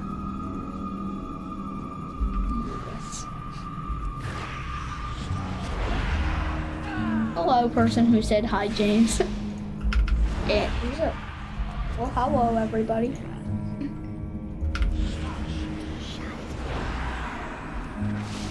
I read the chat too sometimes.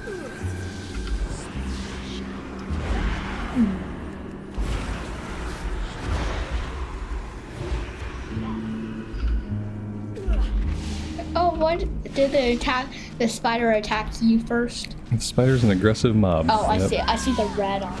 Yep, I didn't have any choice. I walked by him and he attacked me.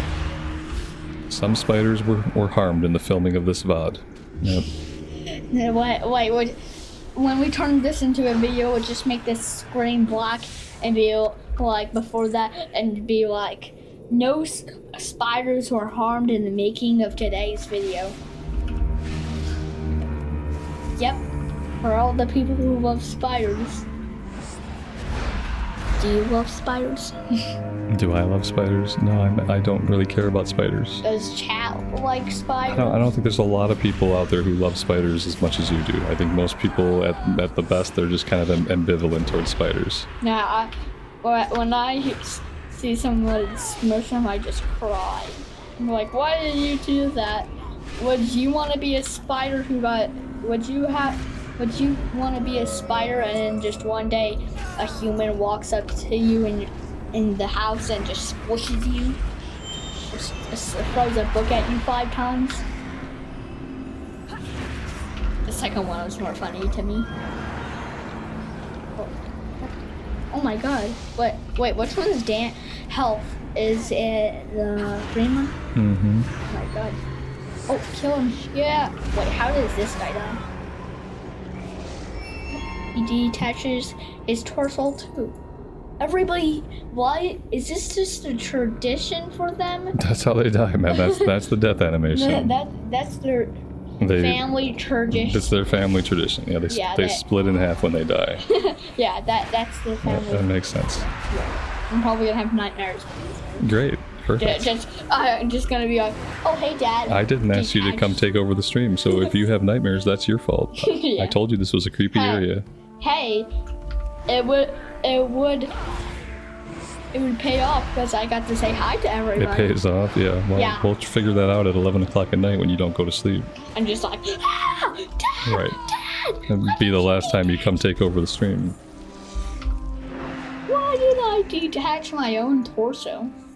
Alright, get out of here. Go on. No. Yeah, go on. I'll be up in a little bit.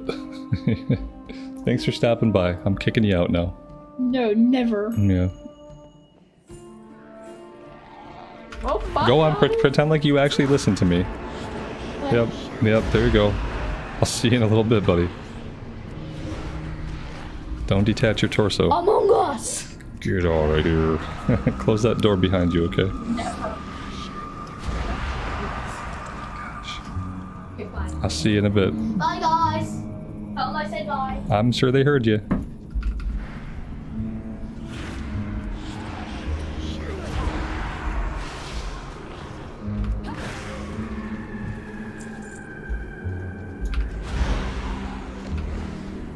Yeah, don't let Dad tell you. Oh, he doesn't listen to me at all. The only reason he listened to me now is because you guys are there. Like, he doesn't want to act up in front of chat. But he don't think that he listens to me at all, though. Yeah, because he doesn't listen to me. He listens to his mom, but he's basically learned that he doesn't have to listen to me. So, that is what it is.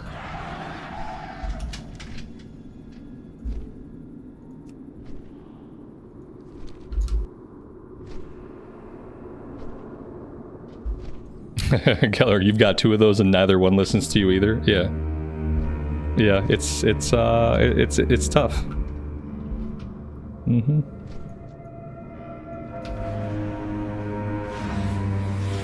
I should level him faster. He looks kind of small. It's fine. He's actually huge. He's only 8 years old. Well, he's gonna be 9 in July. But he comes up to my shoulder. I am 6'4". I'm 6'4", and my soon-to-be 9-year-old son already comes up to my shoulder. So, and he's been swimming, he's been in swim class, we've been going to the pool twice a week to do laps, I've had him lifting weights with me a little bit a few times a week, so he's tall and he's like thickening out. And by the time he's 12, most people are probably gonna think he's like 15 or 16. I've tried to talk to him about like people are gonna have like different expectations of him because of how tall and how big he is. but he's still like he's he's adorable, but he's a little bit like emotionally immature. He's a little bit emotionally immature, and he's enormous, so it's like kind of it's a couple of things that are hard to square with each other.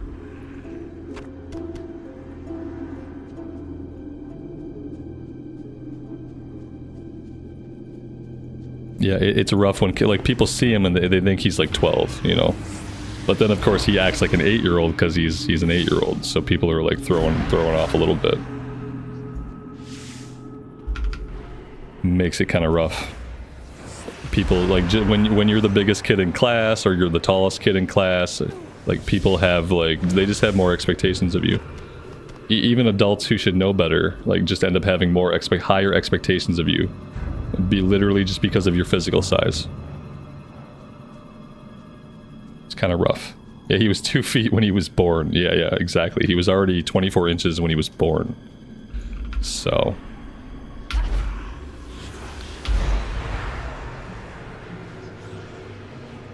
Yep. Shit is not easy when people just have higher expectations of you because of your size. It can make life tough.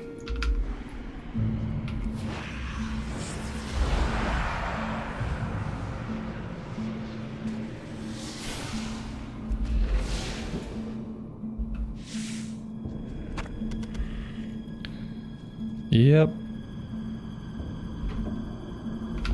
Eventually he'll stop getting taller, but he's probably going to end up being like 6'6" by the time he stops.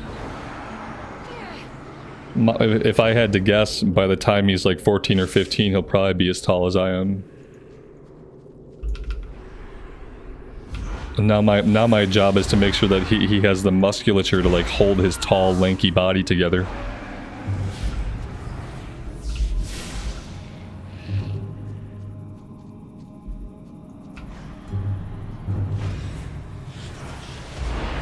Yeah, he's great. He doesn't have a lot of bad qualities. Like, at his heart, he is a really great kid. He's one of the kindest people that I know. He's very considerate for being a boy his age. He's always very considerate.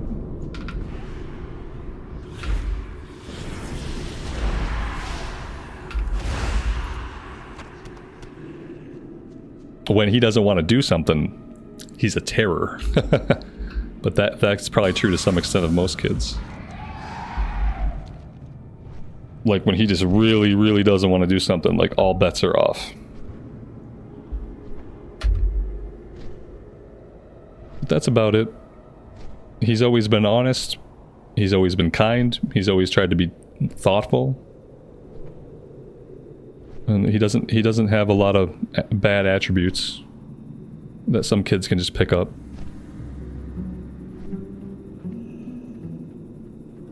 Yes.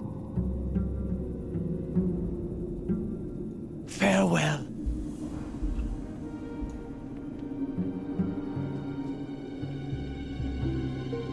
Good day to you. See you later. Safe travels.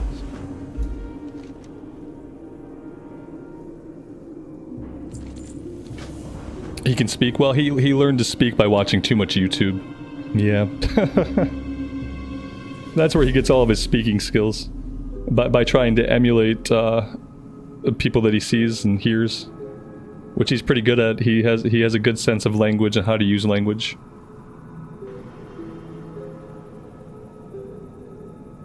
See, when I was his age, I wasn't tall yet. Like, I didn't get tall until high school. Like, I didn't get tall until, like, the normal age for people to have a growth spurt. So I don't know what it's like to be a really tall younger kid, because I was average height when I was his age. But he's never going to be average height, so it's going to be tough. What happened to the Human Warrior playthrough? I don't even... Monarch, I'm not even sure which one that is, buddy. Human Warrior. Not really ringing any bells. I've had a couple of Human Warriors in different versions of the game, but nothing recently. The most recent warrior I played was a Night Elf warrior. So, yeah, I'm gonna boost that character actually. Actually, that's right. I'm gonna boost my Night Elf warrior. I decided to spend my boost on that warrior because I don't think I'll go back to playing that warrior, and I do want to have them max level. Good day. So I am gonna boost them.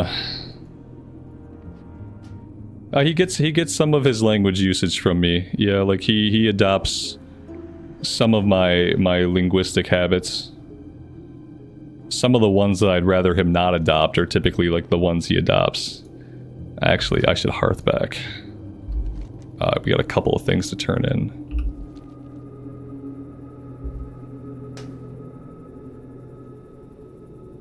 Boop. All right. I'm gonna do this now. Let's clicky. Let's clicky here. We are currently Fury, and I think I'm gonna keep it Fury. Boop. Maybe it happens. Maybe it doesn't happen instantly. There we go. Nice. There we have it. There's my my pre-order boost has been used. I don't have to think about it anymore. And we now have a pile of level 70s. We have a pile of level 70s. We have, you know, we're gonna hit level 70 on the priest. We're gonna get level 70 on this Death Knight. Eventually. Before the event ends. And then I think after that we'll level the monk, and then I think I'll have all the characters that I could ever possibly want. I don't think I'll need any more characters. I think we'll be basically good. It was 2022, I was doing the Eastern Plaguelands. Was it a female human warrior? Because if that was the case, I probably leveled them to 50 and then stopped because Shadowlands was out. Yeah, and I think what I said was, no way in hell am I taking another character through Shadowlands content. I think I probably said that at some point. Any history for the Athos name? Just that this was the name of our human priest back in vanilla era. We had a human priest that had a big beefy playthrough and he got to like level 55 or something before TBC came out. And that's it. This character is homage to that original human priest who was also gray-haired. That's it. This is the War Within pre-order transmog, I believe. It does look really, really badass. Absolutely. All right, guys. I talked about, you know, working out with my son, getting him beefed up, and I have to go do that. I have stuff to do. I'm out of time for today. I am very sorry.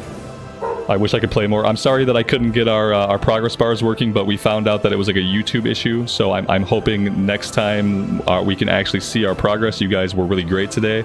I appreciate all the support. You guys have been really awesome. And I will be back tomorrow. We will be doing some more priest leveling tomorrow. So I hope to see you guys there. Until then, take care of yourselves, take care of each other, and we'll see you back in Azeroth very soon. Bye for now.